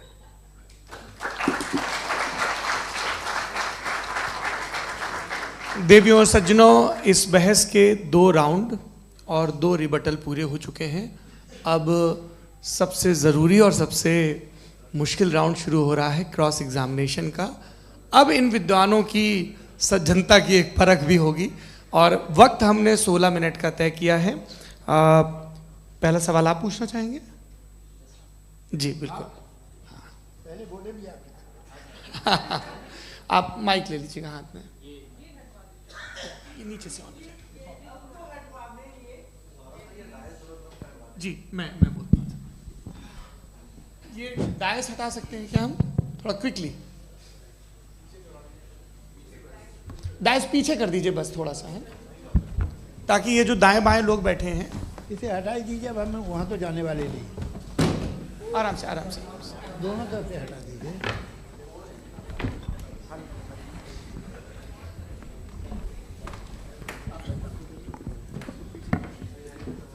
इस बीच आप लोग भी अपने अपने सवाल तैयार कर लें। ये ध्यान रखेंगे कि मैं यहाँ से सवाल लूँगा, आप लोगों को अपना हाथ ऊपर करना है, अपना नाम बताना है, और अधिकतम 3 वाक्यों में अपना सवाल पूरा करना है। कई लोग सवाल की जगह भाषण देने लगते हैं, उससे आज बचना है। जी मुफ्ती साहब, पहला सवाल आपका, 16 मिनट हैं, हम दोनों लोगों के सवाल लेंगे। जी जी बहुत शुक्रिया। आपकी जो अभी बात हुई बहुत अहम थी, मैं इसको चाहूँगा कि आगे डिस्कस करूँ, लेकिन चूँकि अभी वो सेगमेंट है क्रॉस एग्जामिनेशन, तो सबसे पहला सवाल आपसे ये है कि जो मैं इतनी देर से कॉन्टिंजेंसी आर्ग्यूमेंट आपको बता रहा था, ये अकल से ही बता रहा था हजरत, आप ये बताएं कि आप इन्फिनिट रिग्रेस ऑफ कॉजेस को पॉसिबल मानते हैं या नेसेसरी बीइंग के एग्जिस्टेंस को सही समझते हैं, चूंकि 2 ही ऑप्शन हो सकता है, आप ये बताएं। देखिए, आपको मैं ईमानदारी से बात करूँ, एक तो मैं कॉन्टिजेंसी वर्ड ठीक से समझता नहीं, और इस वक्त भी जो आपने अंग्रेज़ी के अल्फाज इस्तेमाल किए वो ज़रा थोड़े से मुझे डिफ़िकल्ट और कॉम्प्लिकेटेड लगे, तो आप ज़रा सिंपल ज़बान में सवाल कर सकते हैं? बिल्कुल कर सकता हूँ जी। यूनिवर्स की हर चीज़ कॉन्टिंजेंट होने का मतलब ये है कि वो अपने एग्जिस्टेंस में किसी के ऊपर डिपेंडेड है। जो भी चीज़ डिपेंडेड होगी वो चीज़ इंडिपेंडेंट नहीं हो सकती, तो उसका कोई ना कोई कॉज होगा। तो अब आप क्या समझते हैं कि ये इन्फिनिट रिग्रेस है, यानी कॉज पर कॉज, कॉज पर कॉज, कॉज पर कॉज, और कभी कोई यानी ये एंडलेसली चलता रहा? क्योंकि अगर ऐसा होगा तो हम तो एग्जिस्टेंस में आते ही नहीं, लॉजिकली ये मुत्तफक अलैह चीज़ है, मुत्तफक अलैह अग्रीड अपॉन। ओके, इस पे हमने एग्री किया था कि मुश्किल शब्द आएगा तो अर्थ बताना पड़ेगा। तो इन्फिनिट रिग्रेस तो पॉसिबल नहीं है, तो कहीं ना कहीं आपको रुकना पड़ेगा ऐसे नेसेसरी बीइंग पर। नहीं, कोई ज़रूरत नहीं रुकने की। किसने कहा आप रुकना पड़ेगा? आप रुकते हैं खुदा पे, आप नहीं रुकते। आप कहते हैं वो हमेशा से, जब उस वक्त से है जब वक्त नहीं था। आप कहाँ रुकते हैं कि अब हुआ था वो? आप नहीं कहते। हम क्यों नहीं मान सकते कि यूनिवर्स जो है और बल्कि मल्टीवर्सेस जो है वो हमेशा से हैं, वो बनती है, बिगड़ती है। एक हमारे यहाँ एक चीज़ है ब्लैक होल, वो समेट लेता है वापस, फिर ब्लास्ट होता है, फिर फैल जाता है। और इसमें हमारी तो खैर कोई औकात ही नहीं है। इंसान की एक छोटे से ज़र्रे पे हम 50-60 साल की उम्र रखते हैं, जो करोड़ों अरबों साल की कायनात है उसमें, और पैदा भी नहायत ही बेहुदा वजह से हुए थे। तो इसमें ये सोचना कि इसकी वजूहात और ये क्यों है, ये डिपेंडेंट है, ये हम देख रहे हैं, क्या मालूम। आप सोचिए कि ये जो फैल रही है कायनात, ये कहाँ फैल रही है, ये कहाँ जा रही है, और ये फैल क्यों रही है। अरे बना ली थी तुमने, रुको भैया, काफ़ी है। ये फैल क्यों रही है, ये और कौन सी कायनात जिसे मैं दूरबीन से देखता हूँ तो 2 बिलियन लाइट ईयर पे है, उससे मेरा कोई वास्ता ही नहीं है। 2 बिलियन ईयर यानी अगर मैं 80,000 माइल्स पर सेकेंड से चलूँ तो 20 करोड़ साल में वहाँ पहुँच जाऊँगा। इसकी ज़रूरत क्या थी। ये दुनिया, ये कायनात तो इंसान अशरफुल मखलूक़ात के लिए बनाई गई ना। तो ये सब ये टर्म समझ में नहीं आया। इसमें कोई ख़ास समझने वाली बात थी भी नहीं। ये जो अल्टीमेट कहा यह जाता है कि ये जो पूरी यूनिवर्स है, ये जो दुनिया है, ये इंसान के लिए बनाई गई। अच्छा, ये सब इंसान के लिए। क्यों साहब, सही है ना। बिल्कुल, लेकिन इसका ये मतलब नहीं कि किसी चीज के पीछे रीजन आपको नहीं पता तो रीजन नहीं है, इसे कहते हैं नहीं, मुझे नहीं पता, लेकिन मेरी जिम्मेदारी नहीं है। वो बिल्कुल सही कहा था उसने, बर्टन रसल ने। आपने उसे मजाक में टाल दिया कि भाई आप एक दावा कर रहे हैं, मैं क्यों कहूं कि ये गलत है दावा, आप प्रूफ कीजिए, मेरे पे जिम्मेदारी ही नहीं है, मैंने थोड़ी कहा है, आप प्रूफ कीजिए कि ये सही है। आप आर्ग्यूमेंट ऑफ कंटिजेंसी का जवाब ही नहीं दे सवाल रहे हैं। पूछना चाहेंगे? आप सवाल पूछना चाहेंगे मुफ्ती साहब से, क्योंकि ये क्रॉस एग्जामिनेशन का दौर है। आप जैसे पहले बोल रहे थे फेथ को लेके कुछ। मैं ये पूछना चाहूँगा कि खुदा ने जो भी रेवलेशन किए हैं, एक मज़हब के लिए बहुत से मज़हबों में किए हैं, अलग अलग रेवलेशन है। कहीं कुछ एक बातें हैं, कॉन्ट्रडिक्शन भी है आपस में, कहीं कुछ आप कर सकते हैं, कहीं कुछ नहीं कर सकते। ऐसा नहीं है कि सबकी कोड ऑफ मॉरल एक है। तो ये किस्सा क्या है। अब आप ये देखिए कि मुझे कभी कभी लगता है कि जो फुटबॉल फाइनल होता है, लाखों लोग होते हैं, फिर वो टीवी कवर कर, करोड़ों लोग, अगर उसमें खुदा की एक बूमिंग आवाज़ आ जाती, मैं गॉड हूँ, तो सारे लोग अभी सुन लेते और टीवी पे भी सुन लेते, किस्सा ख़त्म होता। ये इतनी राजदारी क्या है कि तुम सामने कुछ तो सबूत दे दो हमें सॉलिड। ये कह साहब ये यूनिवर्स कैसे बनी, इससे मसला क्या हल होगा। मैं पूछूंगा आपसे खुदा कैसे बना, क्यों नहीं पूछूंगा कैसे बना, बल्कि वो तो कायनात से कहीं ज़्यादा इंटेलिजेंट है, कायनात से कहीं ज़्यादा कॉम्प्लेक्स। जी वो हमेशा से है, आप कहेंगे मैं मान लूँगा। अच्छा, दोयम वो कादिर मुतलक, यानी कादिर मुतलक का मतलब ओमनीपोटेंट, वो जो चाहे कर सकता है। आपको नौकरी दिलवा सकता है, आपकी अच्छी जगह शादी करवा सकता है, आपके पड़ोसी का मुकदमा हरवा सकता है, आपको जिता सकता है, सब काम करता है। थोड़ा सा माइक क्लोज जी। वो इस दुनिया को चला कैसे रहा है, ये दुनिया कैसे चल रही है, आपको इस पर हैरत नहीं होती। या क़यामत के बाद कभी एक जस्टिस होगा, जब ये बच्चा मर चुका होगा, जिसकी धज्जियाँ उड़ गई बम से, इसको इंसाफ मिलेगा तब। अच्छा, अब जवाब दूं? हाँ जी, मैं इसीलिए आप की तरफ। सबसे पहले आपने रेवलेशन और स्क्रिप्चर्स की बात की, इस पे मैं बात कर सकता हूं, लेकिन आज नहीं करूंगा चूंकि वक्त कम है, कभी और इस पे डिस्कस करेंगे। मैं तैयार हूं उस पे भी बात करने के लिए। ये अभी से राउंड 2 की भूमिका तय हो रही है। डज गॉड एग्जिस्ट राउंड 2 जी। चूंकि आज गॉड के एग्जिस्टेंस पे बात है, तो मैं उसी के रिलेटेड जो है आपके सवालात को एंटरटेन भी करूंगा और मैं भी पूछूंगा। आपने कहा कि आपने साबित ही नहीं किया, जबकि आर्ग्यूमेंट ऑफ कॉन्टिजेंसी बुनियादी आर्ग्यूमेंट है। आप मुझे कॉन्टिजेंसी का मतलब बताइए, आपका मतलब क्या है कॉन्टिजेंसी? कॉन्टिजेंसी का मतलब यह हुआ कि हर वो वजूद जो किसी भी चीज का पाबंद है, हर वो वजूद या हर वो चीज जो अपने एग्जिस्टेंस में किसी भी चीज के पाबंद है और उससे बाउंड है, उसको उसकी ज़रूरत है, उस पर डिपेंड करती है, तो जाहिर सी बात है कि उसका कोई ना कोई कॉज होता है। ये तो अक्ल की बात है। ये आप रीजनिंग की बात करते हैं, मैं वही कर रहा हूं। दूसरी चीज आपने ये बात कही कि इतने बिलियन लाइट ईयर्स दूर है, उसका मेरा क्या लेना देना। फिर मेरे ख्याल से आपको ये नहीं कहना चाहिए I think therefore I am an atheist. आपको सोचना चाहिए, सिर्फ आप एक लिमिटेड दायरे में रहकर नहीं सोचें, बल्कि बाहर निकलकर सोचें। आपने तीसरा सवाल किया, आपने 2-3 सवाल एक साथ। ऐसी बातें ना कीजिए, कुछ लोगों को इतराज हो जाएगा आप पे कि आप कुछ भी सोचें, ये इजाज़त आपको है नहीं, मुझे है।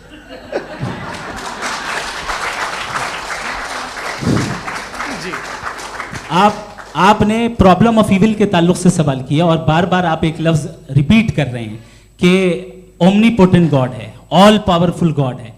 यही तो दरअसल समझना है कि गॉड का कॉन्सेप्ट क्या है। प्रॉब्लम ऑफ इविल जो है, प्रॉब्लम ऑफ इविल दर हकीकत दो असम्पशंस पर कायम है। अगर आप इन दो असम्पशंस को समझ जाएं तो ये प्रॉब्लम नहीं रहेगी, आर्ग्यूमेंट आपको समझ में आ जाएगी कि ये कोलैप्स कर जाता है। पॉइंट नंबर 1, यानी जो आपका सबसे पहला फॉल्स असम्पशन है कि गॉड मर्सीफुल है, ओमनीपोटेंट है, दुनिया में जुल्म हो रहा है। लेकिन आपको ये समझना चाहिए कि हमारे वर्ल्ड व्यू के मुताबिक गॉड सिर्फ ओमनीपोटेंट और सिर्फ मर्सीफुल नहीं है, बल्कि वो ऑल वाइज भी है और वो ऑल नोइंग भी है। उसके हर काम के पीछे हिकमत और विजडम है। ये कोई जरूरी नहीं है कि वो हिकमत और विजडम आपको समझ में आए या मुझे समझ में आए। अगर आप जो समझ रहे हैं उसके मुताबिक आप फैसला कर रहे हैं, ये लिमिटेड पर्सपेक्टिव से आर्ग्यूमेंट है। और इस चीज को हम अपनी दुनिया में, अपने लाइफ में, डेली लाइफ में इस प्रिंसिपल को एक्सेप्ट करते हैं। हम जब किसी डॉक्टर के पास जाते हैं, डॉक्टर के पास जाकर वो अगर उसने हमें कोई दवाई दी है तो हम ये तो नहीं कहते कि जब तक आपके पास जितना नॉलेज और जितना विजडम नहीं है, आपने क्यों ये दवाई दी है, तब तक हम इस चीज को एक्सेप्ट नहीं करेंगे। नहीं कहते, हम उसकी अथॉरिटी को तस्लीम करते हैं। क्यों? क्योंकि उसकी हम जानते हैं कि वो नॉलेजेबल है, वो विजडम वाला है, हमसे ज्यादा नॉलेज और हमसे ज्यादा विजडम है। बताएं सर। नहीं, डॉक्टर में और खुदा में बड़ा डिफरेंस है। डॉक्टर पढ़ा लिखा होता है एक, तो मैं उसकी बात सुनूंगा। दो ये नहीं कुछ जवाब तो ये भी नहीं है। सर प्लीज, आप अगर सब ऑडियंस से बोलने लगेंगे तो फिर मतलब नहीं सिविलाइज बहस का। मतलब आप ये कहें कि चूंकि आप डॉक्टर पे बिलीव करते हैं इसलिए खुदा पे बिलीव कीजिए, क्या ये मिसाल आपको समझाने के लिए आर्ग्यूमेंट है, इस पे आपको एतराज नहीं है। तो सिंपल बात ये है कि मैं अगर ये यकीन कर लूँ कि एक ओमनीपोटेंट, उसकी मसलहत है, ये जो बच्चे मर रहे हैं ये मसलहत है उसकी, मुझे नहीं चाहिए इसकी मसलहत। उसकी मसलहत नहीं, यही तो समझना है, मतलब एक्सपीरियंस। अच्छा, इस आपने अभी मेरी बात पूरी सुनी नहीं। मैंने कहा आपका पूरा आर्ग्यूमेंट दो फॉल्स असम्पशंस पर है। एक फॉल्स असम्पशन मैंने बता दिया, दूसरा फॉल्स असम्पशन ये है कि इस दुनिया में इविल के होने का कोई गुड रीजन नहीं है, जबकि हमारे पास बाज रीजंस मौजूद हैं, हमारे पास बाज वजूहात मौजूद हैं। अगर इस दुनिया में इविल ना हो तो आप गुड को डिफाइन कैसे करेंगे? अगर जुल्म ना हो आप इंसाफ को समझेंगे कैसे? अगर तारीकी ना हो तो आप लाइट को समझेंगे कैसे? बहुत अच्छे। अभी और सुन लें, अभी और बाकी है। ये तो बात बहुत पसंद आई साहब मुझे, कि जब तक रेप ना हो तब तक औरतों की इज्जत का ख्याल आपने मेरा जवाब पूरा सुना ही नहीं। जब तक के बच्चों का कत्ल ना किया जाए तब तक आपको बच्चों की मासूमियत की इज्जत। आपने पूरा जवाब सुना ही नहीं। क्या बात है, क्या आपने नुक्ता निकाला? आपने पूरा जवाब सुना ही नहीं। आप सुन लें, मेरी बात सुन लें। ये मैंने आपको एक चीज बताई। दूसरी चीज, इस दुनिया में हम आए हैं टेस्ट के लिए, हमारा टेस्ट हो रहा है और हर इंसान का अलग अलग अंदाज में टेस्ट होता है। और इस दुनिया में अगर इविल मौजूद है तो वो इविल जरिया है हमारे अंदर ह्यूमन नोबल क्वालिटीज को डेवलप करने का और अलग अलग फील्ड में प्रोग्रेस करने का। और अगर हमारे अंदर और इस दुनिया में इविल नहीं होता तो बताइए टेस्ट का मतलब क्या होता? अगर मैं अपने स्टूडेंट को एमसीक्यूज दूं और उसमें सिर्फ राइट आंसर लिख कर दे दूं और कहूं तुम्हारा टेस्ट हो गया, ये मीनिंगलेस है। इस दुनिया में अगर हम टेस्ट के लिए आए हैं तो जाहिर है गुड एंड इविल दोनों मौजूद है। बताइए। तो अगर गुड एंड इविल दोनों मौजूद है तो ये इविल भी खुदा का बनाया हुआ है? जी हाँ, खुदा का बनाया हुआ है। लेकिन अच्छा, चलो अच्छी बात। जी बिल्कुल, तो बिल्कुल खुदा ने बनाया। अभी तो ये है कि जो मेजॉरिटी है दुनिया में वो इविल है, तो ये खुदा एक्चुअली इविल के साइड पे लग रहा है मुझे। बिल्कुल भी नहीं, मैं बताता हूं। मेजॉरिटी में तो वो है।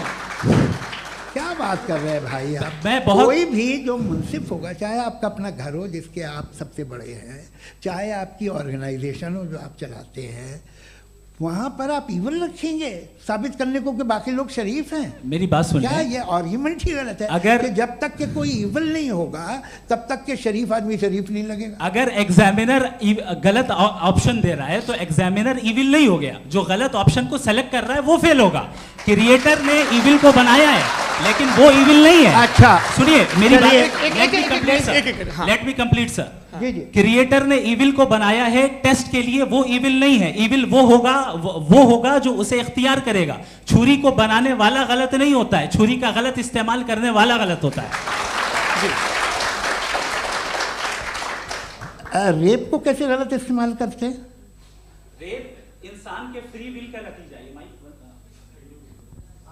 ये रेप कैसे गलत इस्तेमाल होता है? ये मुझे अब सुन लें, अब सुन लें। गलत इस्तेमाल होता हाँ, मैं बता रहा हूँ ना, कैसे गलत मैं बता रहा हूँ जी। कि जो इविल इस दुनिया में मौजूद है उसके कई सारे तरीके हैं। एक तरीका इंसान का अपना फ्री विल है। अब अगर कोई रेपिस्ट रेप कर रहा है तो इसका गॉड का कसूर नहीं है, वो अपने फ्री विल का गलत इस्तेमाल कर रहा है, उसको सजा मिलनी चाहिए। अच्छा। और उसी के लिए जहन्नम बनाई गई है। ये फ्री विल का भी बड़ा चक्कर।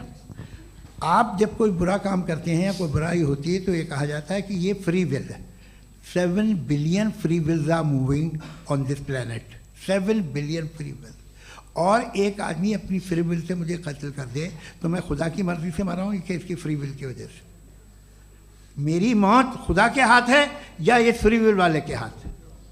खुदा ने फ्री विल का निजाम बनाया है और उस निजाम का गलत इस्तेमाल करके कोई आपको मार रहा है, इस्तेमाल करके मेरा कत्ल कर देता है। अब मेरी मौत का जिम्मेदार कौन है? वो इंसान जिम्मेदार है। वो इंसान जी। तो ये कहना कि और उसको खुदा ही उसको जिंदगी उसको सजा का- मिलेगी। तो अब आप आगे चलिए कि ये तय करना कि अल्लाह ही या खुदा, सॉरी अल्लाह ने, खुदा ही जिंदगी देता है, खुदा ही मौत देता है, ये गलत है।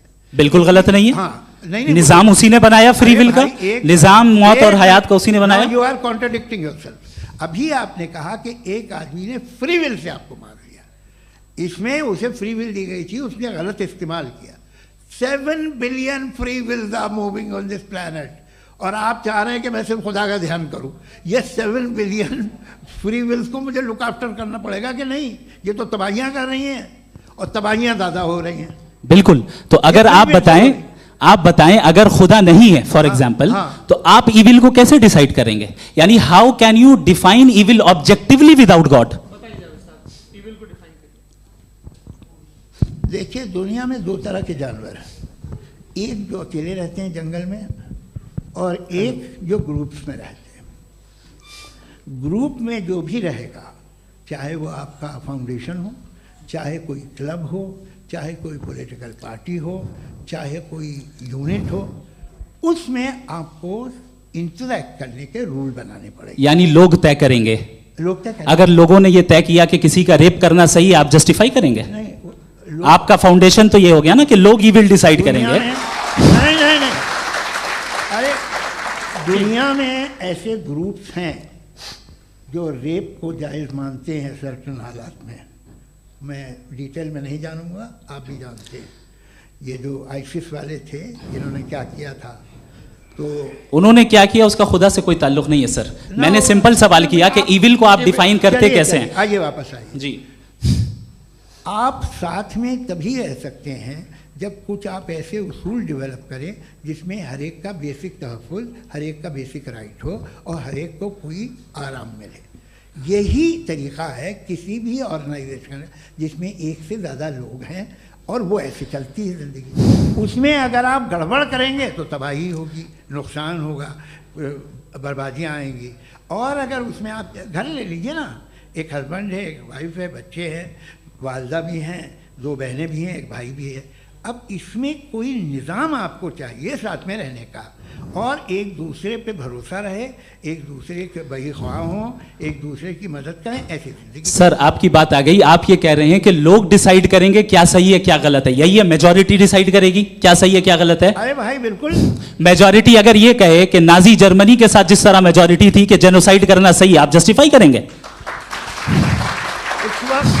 उस वक्त आपका ये सवाल सिर्फ उसके बाद क्लोजिंग। हाँ, उस वक्त प्लेनेट पे जो लोग थे, हाँ। उनमें कितने लोग हिटलर को सही समझते? अच्छा, प्लेनेट की मेजॉरिटी तय करेगी, सोसाइटी की नहीं। प्लेनेट की मेजॉरिटी गॉड के एग्जिस्टेंस को सही मानती है, आप क्यों नहीं मानते?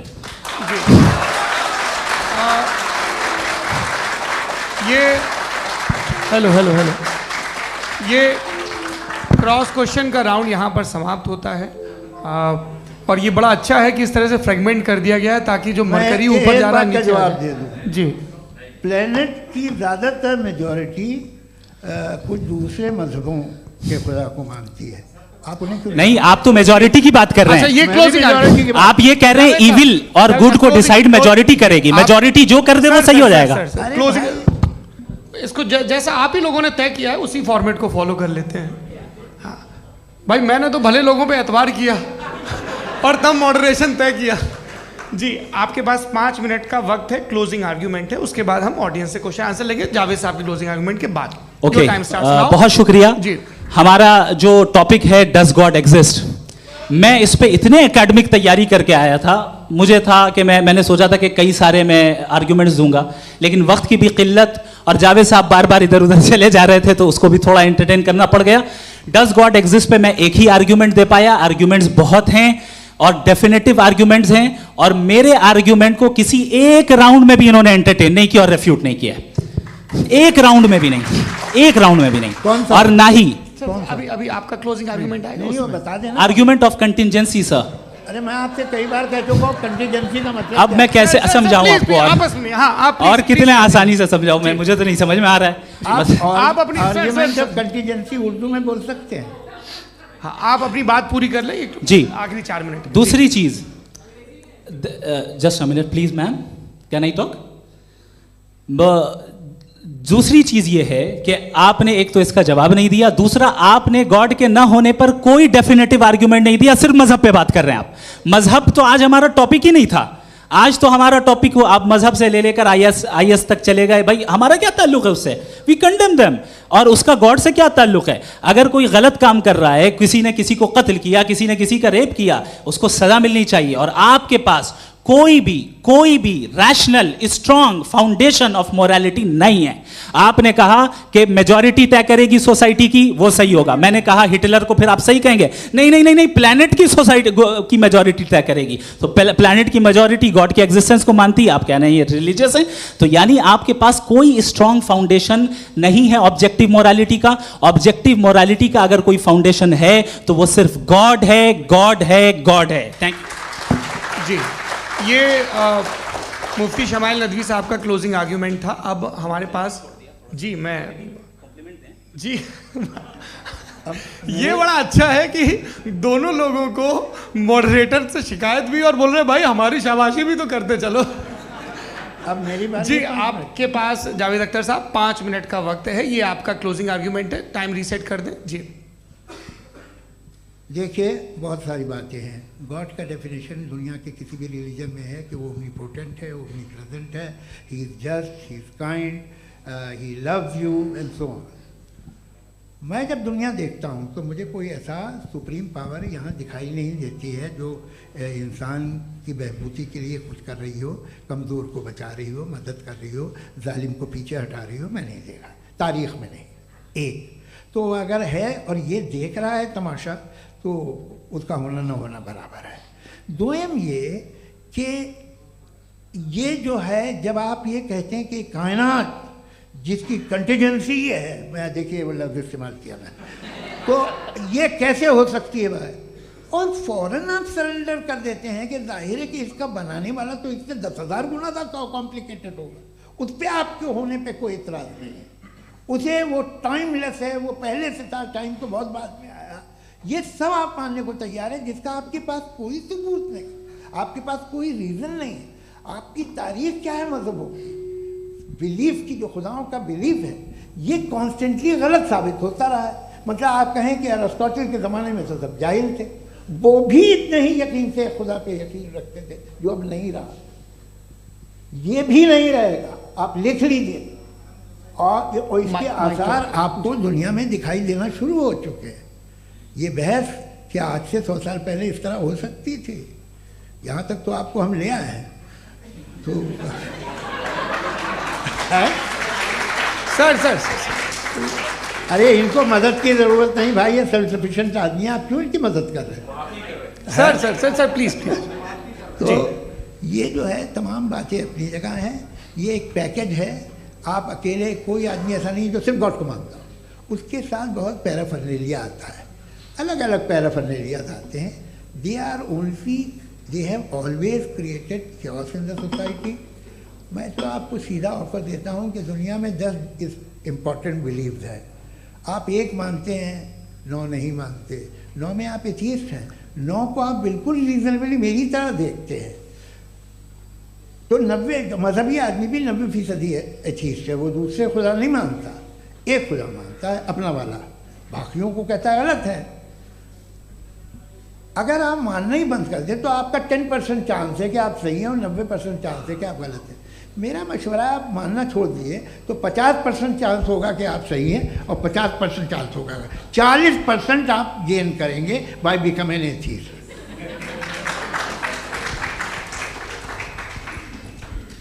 ये एक फरसूदा ख्याल है, ये ख़त्म हो रहा है। हो सकता है मेरी ज़िंदगी में ना हो, लेकिन ये हो जाएगा। जो बातें ये इनको आप मेटाफिज़िकल ये वो ऐसे रिस्पेक्टेबल टर्म दे दिए, ये तो उन लोग के हैं जिन्हें ना फिज़िक्स मालूम थी ना मेटा मालूम था, ये उन्होंने आपको दिए हैं। जी बहुत शुक्रिया आप दोनों लोगों का। और अब इस बातचीत का आखिरी राउंड शुरू होगा, डज गॉड एग्जिस्ट की ये बहस मुफ्ती शमाइल नदवी और जावेद अख्तर साहब के बीच। आप लोग अपने अपने हाथ ऊपर करेंगे, मैं यहाँ से तय करूँगा। और माइक हमारे पास है क्या? एक ही माइक है ऑडियंस के लिए? 2 माइक है, एक इस तरफ एक इस तरफ, ठीक है। तो जी सबसे पहले हमारी सहयोगी हैं मारिया शकील जी, पूछिए सवाल। थोड़ा सा रुकेंगे ताकि कैमरे का फ्रेम आप पर आ जाए, आपकी तो प्रैक्टिस है टीवी की। जी नदवी साहब, मैं खुदा को मानती हूँ, पहले मैं इसी प्रमाइस से शुरू कर रही हूँ और ये बता रही हूँ आपको, मैं मानती हूँ। लेकिन कुछ सवाल हैं जो जावेद साहब ने उठाया, उसका जवाब आपको देना चाहिए। पहला सवाल ये कि गज़ा में सालों से छोटे बच्चे मर रहे हैं, वो उनको अगर खुदा मर्सीफुल है, हम मानते हैं कि अल्लाह ताला में बहुत ताकत है, तो वो बच्चे क्यों मर रहे हैं?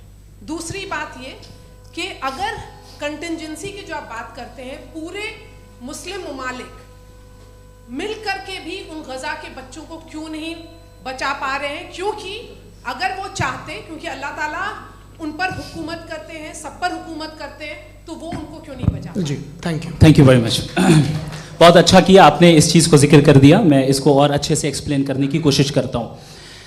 देखें, जहाँ तक आपने कहा कि गज़ा के बच्चों को मारा जा रहा है, देखें 2 वर्ल्ड व्यू है, एक एथीस्टिक वर्ल्ड व्यू, एक थीस्टिक वर्ल्ड व्यू है।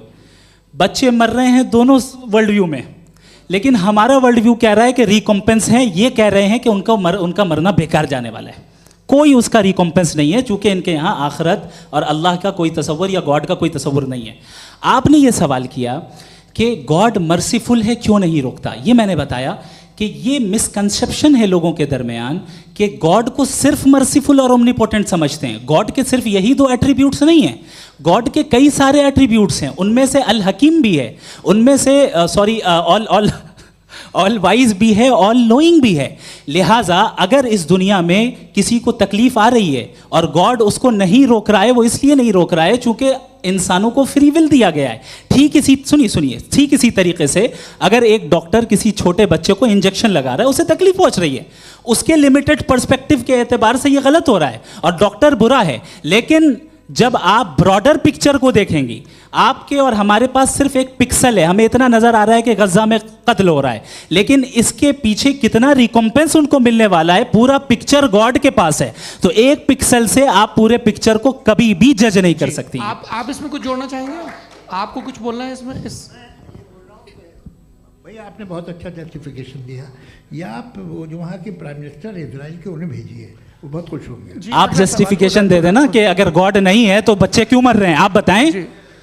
वो ये सवाल पूछ रहे हैं कि अगर आप ईश्वर का अस्तित्व नहीं मानते हैं तो उन बच्चों की मौत को आप कैसे इंटरप्रेट करते हैं? भाई ये दुनिया जो है, जो ताकतवर लोग होते हैं वो एक नाइंसाफ़ी करते हैं। तो ये अच्छा काम है आपके नज़दीक, तो नेचर नाइंसाफ़ी पे मबनी है। अरे मेरे भाई, आप नेचर की कहाँ बात कर रहे हैं, तो इंसान की बात। तो फिर जब मैं इंसान की बात कर रहा था, आप नेचर की बात करने लग गए। क्रॉस एग्जामिनेशन नहीं। हाँ, अब आप मुझे बोलने नहीं देंगे तो अलग बात है, आप बोलिए, मुझे कोई जल्दी नहीं। जी नहीं, ये क्रॉस एग्जामिनेशन मुझे बोल तो लेने दीजिए। जी बोलिए। क्या बात ये है कि ह्यूमन सोसाइटी तभी साथ में रह सकती है जब वो मोहब्बत से, एकता से, एक दूसरे के एहतराम करके रहे। इसके अलावा पॉसिबल नहीं है, अकेले तो इंसान रह ही नहीं सकता।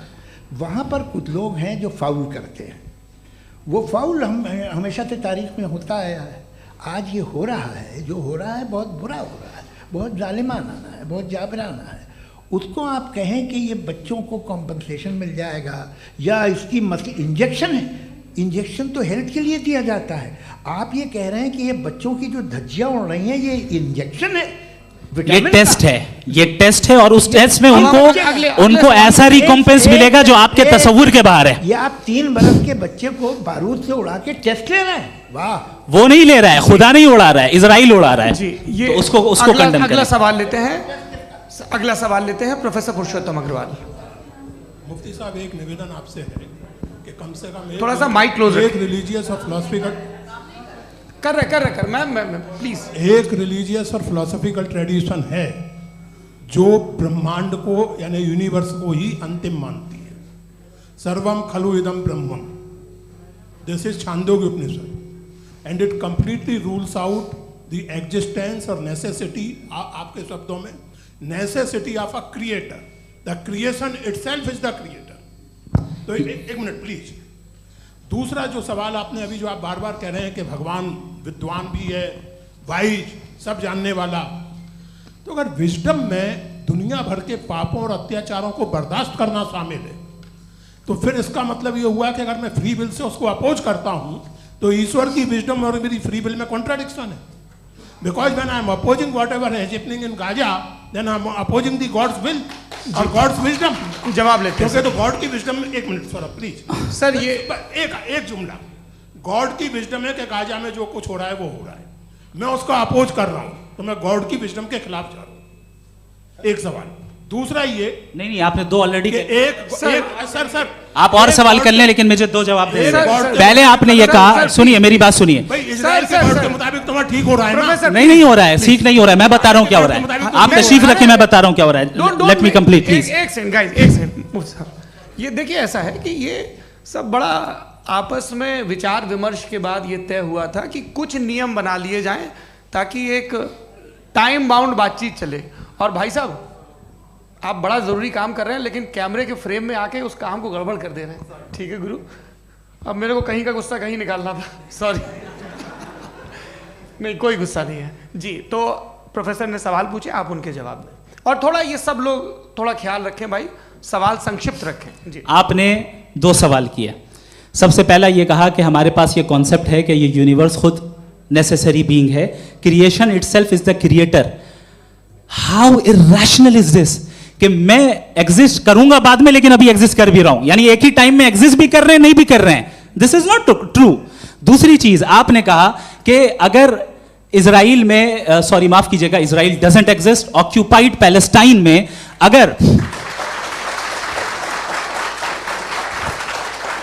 अगर ऑक्यूपाइड पैलेस्टाइन में बच्चों को मारा जा रहा है फ्री विल की वजह से और गॉड नहीं रोक रहा, ये कॉन्ट्रडिक्शन है। ये बताइए कि एक एग्जाम में एक बच्चा गलत आंसर लिख रहा है, सुनिए, एग्जामिनर चाहे तो रोक सकता है, क्यों नहीं रोक रहा है?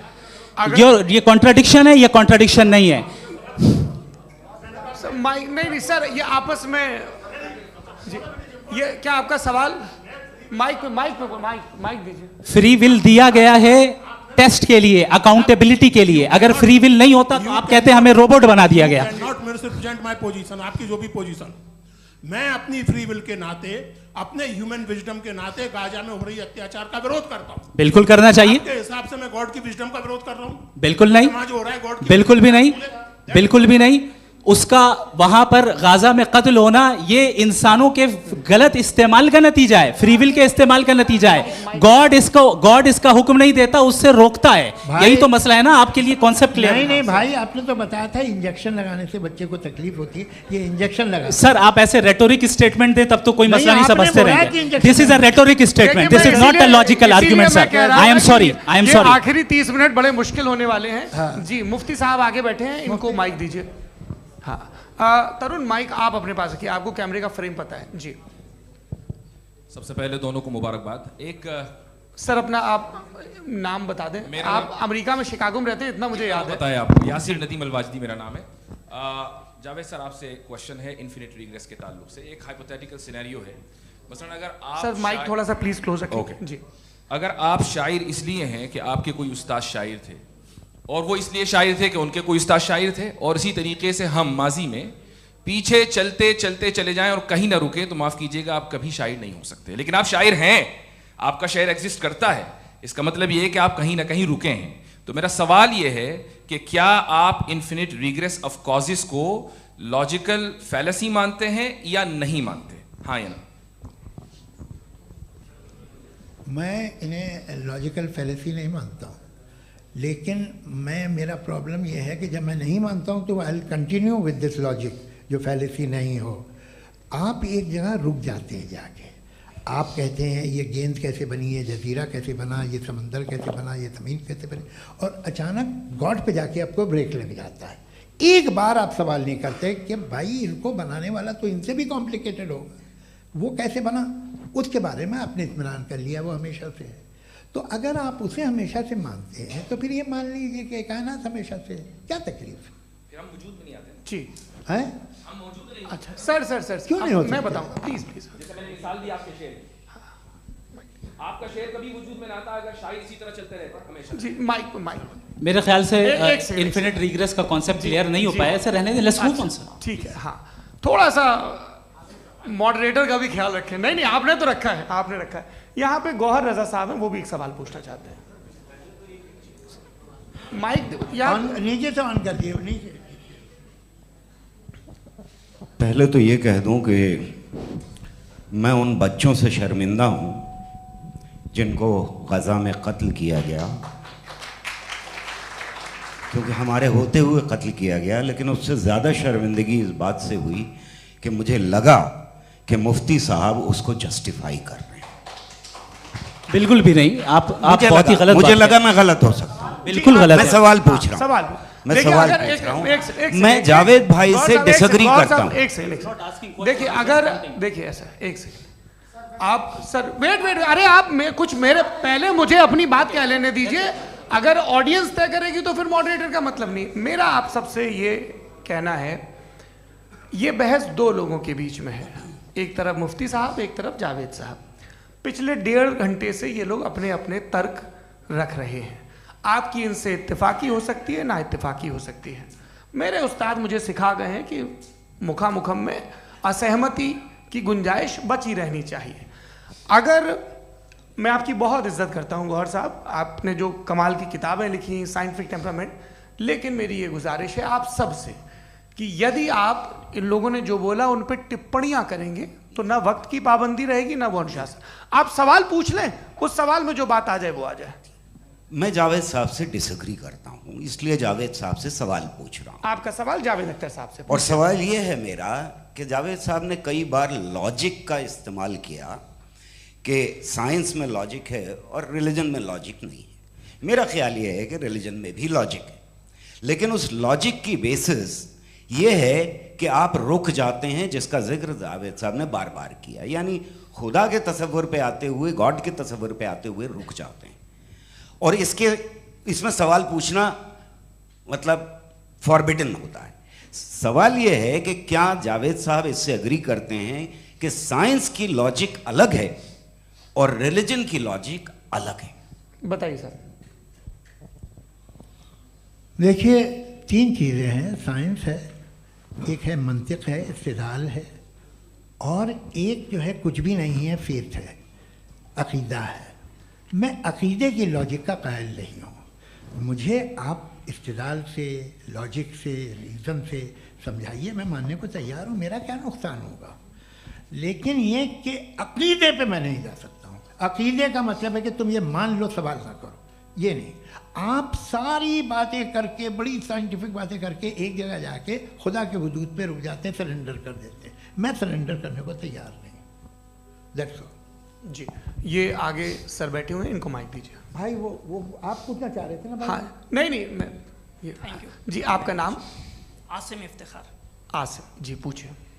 सर, जावेद सर से सवाल है कि आपने अपने माइक थोड़ा करीब अपने क्लोजिंग स्टेटमेंट में बात कही थी कि मज़हब का जो फ्यूचर है वो ज़्यादा दिन नहीं जाने वाला है। लेकिन मैं देख पा रहा हूँ कि जो ऑक्सफोर्ड यूनिवर्सिटी की एक स्टडी है 2011 में हुई है, जिसके 50 एकेडमिशियंस ने इसको अंजाम दिया था, उसमें वो ये कहते हैं कि जो फेथ इन गॉड है वो इनबिल्ट है ह्यूमन नेचर के अंदर, जिसको हम कहते हैं फितरत के अंदर शामिल है वो।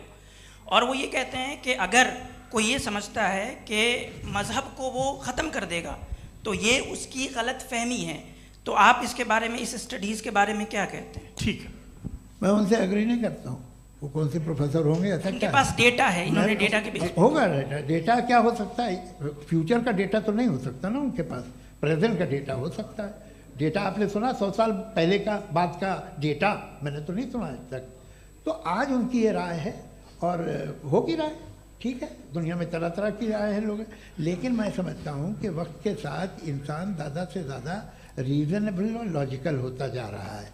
आज आप देखिए वेस्टर्न यूरोप में क्या परसेंटेज है नॉन बिलीवर्स की, बहुत हाई, वहाँ चर्च खाली पड़े होते हैं। तो अल्टीमेटली तो इंसान कोई ऐसी बात बहुत अरसे तक नहीं मान सकेगा, चाहे गलत या सही, जो उससे उसके दिमाग को, उसके जहन को, उसकी लॉजिक को अपील न करे। वो कह रहे हैं तो ऑक्सफोर्ड के होंगे तो कैम्ब्रिज के होंगे, तो मुझे क्या लेना देना, उनका डेटा मुस्तकबिल का नहीं हो सकता है। जी दीपक, हाँ पूछिए। मैं आऊँगा, अभी पीछे की साइड भी आऊँगा, माइक वहीं भेजूंगा 2-3 साल के लिए। जी जावेद साहब, आपसे सवाल है। नमस्ते। अरे भाई सर, अगर आप ही लोग तय करना है तो फिर 200 लोग तय कर लें। नहीं sir, please don't do this sir. Everybody has a right sir, but we can only take selected questions. No sir, ये यंग लोग भी हैं तो इनकी ये अब उतने यंग, भाई आप यंग हैं कि नहीं हैं? वो कह रहे हैं वो भी यंग हैं साहब, आप उनकी नौजवानी पर दावा उनको ही करने थे। हाँ मुफ्ती साहब आप यंग, हाँ पूछे। अरे भैया सर मेरा सवाल ये है, इनसे भी तो पूछो। जी नहीं, बस आपसे एक सवाल है। जैसे थीस्टों के पास अपने जो ईश्वर को मानते हैं उनके पास अपने सोशल गेट टुगेदर्स हैं, 5 रोज़ आज क्रिसमस आने वाला है, होली है, दिवाली है, ईद है। एथिस्ट क्या ऑफर कर रहे हैं? मतलब मैं इनकी दुकान से मैं आना चाहता हूँ उस तरफ, पर मैं अट्रैक्ट नहीं हो पा रहा हूँ। मैं सोशल गेट टुगेदर्स क्या है आपके पास? वो ये कह रहे हैं कि जो धार्मिक लोग हैं, अलग अलग धर्म के लोग, उनके उत्सव त्योहार कांग्रेगेशन बहुत हैं। अब आपको मैं एक सुनाता हूँ, यहाँ हिस्टोरियन भी बैठे हैं, मृदुला जी आप बताइएगा सही है क्या। ये एक कॉन्स्टेंटाइन, एक ग्रीक रोमन बादशाह था जो क्रिश्चियनिटी आने के 400 साल बाद उसने डिसाइड किया कि मैं क्रिश्चियन हो जाऊंगा, मेरी पूरी स्टेट कैंसिल हो जाएगी। उस ज़माने में ऐसे ही होता था, राजा जो धर्म इख्तियार करता था वो जनता भी कर लेती थी, इसलिए कि वो हो गया था बैंकक्रप्ट, और उसे जो मेडिटेरियन कोस्ट के रिच क्रिश्चियन वो थे मर्चेंट, उससे पैसा चाहिए था। तो उसने कहा यार क्रिश्चियन हो जाओ। तो उसने अपने वजीर से कहा कि भाई ये हिस्ट्री है कि अब हम लोग क्रिश्चियन हो जाते हैं। पहले सर हो जाएंगे, कोई प्रॉब्लम नहीं है, लेकिन एक प्रॉब्लम ये है कि 17 दिसंबर से 25 दिसंबर तक जो पेगन फेस्टिवल होता, जो पेगन्स थे वो लोग, जो फेस्टिवल होता है वो बंद हो जाएगा, इसलिए कि हम क्रिश्चियन हो गए तो होगा नहीं। तो वो बच्चों को बहुत बुरा लगेगा, पब्लिक को बहुत इन्जॉय करते हैं, खासतौर से 25 को मेन डे। उसने कहा ये तो सही कह रहे हो, ये जीसस क्राइस्ट की पैदाइश कब थी? कहते साहब वो अप्रैल में थी। नहीं, कट करो, वो 25 दिसंबर को है। ये हकीकत है जी। और 400 साल बाद क्रिश्चियनिटी के अप्रैल से दिसंबर ले आए, और इसलिए कि यहाँ पेगन फेस्टिवल होता था। अब मनाते हैं आप आराम से। ये जो सारे फेस्टिवल हैं ये रिलीजन से, हर एक को एक इंटरटेनमेंट डिपार्टमेंट चाहिए होता है अपनी कंपनी चलाने के लिए। तो ये रिलीजन ने, ये सेकुलर त्यौहार थे जिन्हें रिलीजन्स ने ले लिया है। ये मौसम के थे, फसलों के थे, किसानों के थे, उसको आपने लेके रिलीजियस रंग दे दिया। ये कोई रिलीजन से थोड़ी आए आप। अच्छा हमें देखिए, हम तो मुल्द हैं, हम ईद मनाते हैं, हम दिवाली मनाते हैं, हम होली मनाते हैं, हम क्रिसमस मनाते हैं। बम्बई की फिल्म इंडस्ट्री की सबसे बड़ी होली हमारे घर में होती है, सबसे बड़ी ईद हमारे घर में होती है। वो हमारे सोशल वो है, हमारे हेरिटेज है। ऐसा थोड़ी है कि we will throw the baby along with the water. ये तो अच्छी चीज़ है, इन्हें रखो, जो बेकार है फेंक दो। जी हाँ, हेलो जी, मेरा सवाल नादवी जी से है। जैसा कि आपने बोला कि गॉड टाइम के भी परे हैं और गॉड इतनी कॉम्प्लेक्स चीज़ है कि उसे ह्यूमन माइंड समझ नहीं सकता, और गॉड ने अर्थ पे फ्री विल भी दे दी है, तो आप अपना वक्त ज़ाया क्यों कर रहे हैं गॉड के बारे में बात करके? अपन को तो बात करनी चाहिए कि सोसाइटी को बेहतर कैसे करें। जी, मैं गॉड वही बताता है सोसाइटी को कैसे बेहतर करें। अभी मैं आपका जवाब देता हूँ। आपने कहा कि टाइम पे वो एग्जिस्ट नहीं करता, मेरा सवाल ये है कि जैसा आपने बोला कि गॉड बहुत ही कॉम्प्लेक्स चीज है। मैंने कहा ही नहीं कि कॉम्प्लेक्स है, तो आपके अल्फाज हैं। कॉम्प्लेक्स का लफ्ज गॉड के लिए सुइटेबल नहीं है। क्यों? क्योंकि कॉम्प्लेक्स वो चीज़ें होती हैं जो ऑब्जेक्ट हो। God is not an object जिसको आप इंस्ट्रूमेंट के जरिए लेबोरेटरी में जाके टेस्ट करें, oh it's very complex. No, वो कोई कार का इंजन नहीं है। वो फिलोसॉफिकली नेसेसरी बीइंग ऐसी बीइंग है जो सिंपल बीइंग है। हाँ, आप उसको मुकम्मल तौर पे उसकी तमाम हिकमतों को जान ले और हर चीज़ को जान ले, ये पॉसिबल नहीं है, क्योंकि वो ऑल वाइज है, आप ऑल वाइज नहीं है, और वो खुदा है, वो आपको सारी चीज़ें बता दे, ये ज़रूरी नहीं। मेरा सवाल ये नहीं था, मेरा सवाल ये था कि जब गॉड इतना परे है इस दुनिया से कि उसने अर्थ पे फ्री विल भी दी है, हम सब ह्यूमंस की फ्री विल है, और जो सोसाइटी में हो रहा है वो अपन लोग डिसाइड करेंगे, तो अपन लोग डिसाइड नहीं करेंगे ना, अपन लोग डिसाइड नहीं करेंगे। गॉड जो है, गॉड ने वो उसकी जात, उसकी एग्जिस्टेंस टाइम एंड स्पेस से परे है, लेकिन वो हमारा टेस्ट ले रहा है और उसी गॉड ने हमें बताया कि तुम्हें क्या करना है क्या नहीं करना है, तो जाहिर उस गॉड की बात सुनेंगे ना हम। जी, वो पीछे एक चश्मा लगाए जो मैम खड़ी हैं, उनको दीजिए। हाँ, आप जी जी बिल्कुल आएंगे। देखिए मैं कोशिश कर रहा हूँ सब तरफ जाने की। हाँ, उनको दीजिए माइक। जी, हेलो सर, मैं ओमनी प्रेजेंट नहीं हूँ, टाइम पाबंद हूँ और जहाँ तक कोशिश कर सकता हूँ करूँगा। जी, अपना नाम बताइए। मेरा नाम उर्सुला है, मैं दिल्ली यूनिवर्सिटी की एक स्टूडेंट हूँ और मैं स्टूडेंट फेडरेशन ऑफ इंडिया से हूँ। मेरा सवाल मुफ्ती जी से है कि इस हॉल के इस कमरे में बैठ के हम लोग रेप की मोरालिटी के बारे में फिलोसफिकली बात तो कर सकते हैं, बट असलियत ये है कि रोज़मर्रा की ज़िंदगी में औरतें रेप के थ्रू गुजरती हैं, और हम लोग सिर्फ नंबर्स पे इस तरह नहीं देख सकते, क्योंकि कितनी औरतें हैं इन कंट्रीज़ में जहाँ पे आप बता रहे हैं कि केसेस कम हैं, जिनका एक्सेस है कि वो जाके केस फाइल कर सकें। कितनी औरतें हैं जो जिनको काम करने की आज़ादी है उन कंट्रीज़ में। यूरोप में ये आज़ादी आ गई, यूरोप में ये रूल्स आ गए, तो हम आज उसके बारे में बात कर पा रहे हैं। जी, जवाब।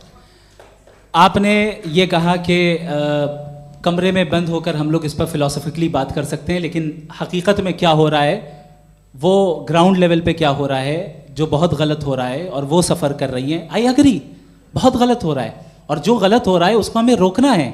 और क्यों रोकना है, वो गलत क्यों है, हमारे पास इसका ऑब्जेक्टिव फाउंडेशन है, इनके पास उसका ऑब्जेक्टिव फाउंडेशन नहीं है। मैं ये कहना चाह रहा हूँ कि जहाँ पे भी जुल्म हो रहा है, जहाँ पे भी औरत पे जुल्म हो रहा है, या उसकी इज्जत लूटी जा रही है, या उसे तकलीफ पहुँचाई जा रही है, और सिर्फ औरत नहीं, किसी इंसान के ऊपर भी जुल्म हो रहा है, तो उसके खिलाफ खड़ा होना, ये मॉरलिटी हमारे पास गॉड के पास से आई है। वरना जावेद साहब तो कह रहे हैं कि जो है मेजॉरिटी डिसाइड करेगी, तो मेजॉरिटी तो कभी भी बदल सकती है। क्या आप ये थोड़ी सी आपको गलतफहमी है। मैं अगर मेरे जुमले से ये मदनत निकला या मैंने कहा, तो ये जुमला मैं वापस लेता हूँ, ये मेरा मतलब ही नहीं था कि मेजॉरिटी डिसाइड करेगी। मेजॉरिटी डिसाइड करे तो दुनिया में बड़ी, वैसे आपने कहा था ये जुमला। अच्छा, हो सकता है, मैं मान रहा हूँ, बाद में रिकैप कर लेंगे। अरे एक सेकंड, मैं अपनी एक्सप्लेनेशन देता हूँ। मुनासिब बात यह है कि हम सब के सब दिल में जानते हैं कि क्या अच्छा है क्या बुरा है, हमें पता है अच्छी तरह से। जो लोग बुरे काम करते हैं उन्हें भी मालूम अच्छा क्या है। यही तो सवाल था हजरत कि फिर ये मोरालिटी आई कहाँ से? Cross examination. हाँ जी, हाँ, मोरालिटी साथ रहने की डिजायर से आई है। यानी साथ रहकर जो कुछ कह दे, जो कुछ कर दे, वो हो जाएगा? नहीं नहीं, तो आप कायदे से रह ही कर सकते हैं जब तक लोगों में मोरालिटी हो, वरना क्यास हो जाएगा। ये आपको कैसे पता? जी, हमने देखा ना, जहाँ मोरालिटी का क्यास हो गया, हम देखते हैं। कहाँ पे देखते भाई? तो दुनिया में आप जो कह रहे हैं, आप कहीं पे अगर गलत हो रहा है तो उसको आप देखिए, आप एपिस्टेमोलॉजी की बात कर रहे हैं, मैं ऑन्टोलॉजी की बात कर रहा हूँ। मैं इस बहस के बाद आप दोनों लोगों को चाय पे होस्ट करूंगा, वहां पे क्रॉस एग्जामिनेशन कर लीजिएगा। अभी ऑडियंस का हक मार रहे हैं आप लोग भाई, सर जस्ट लोग हैं आप लोग।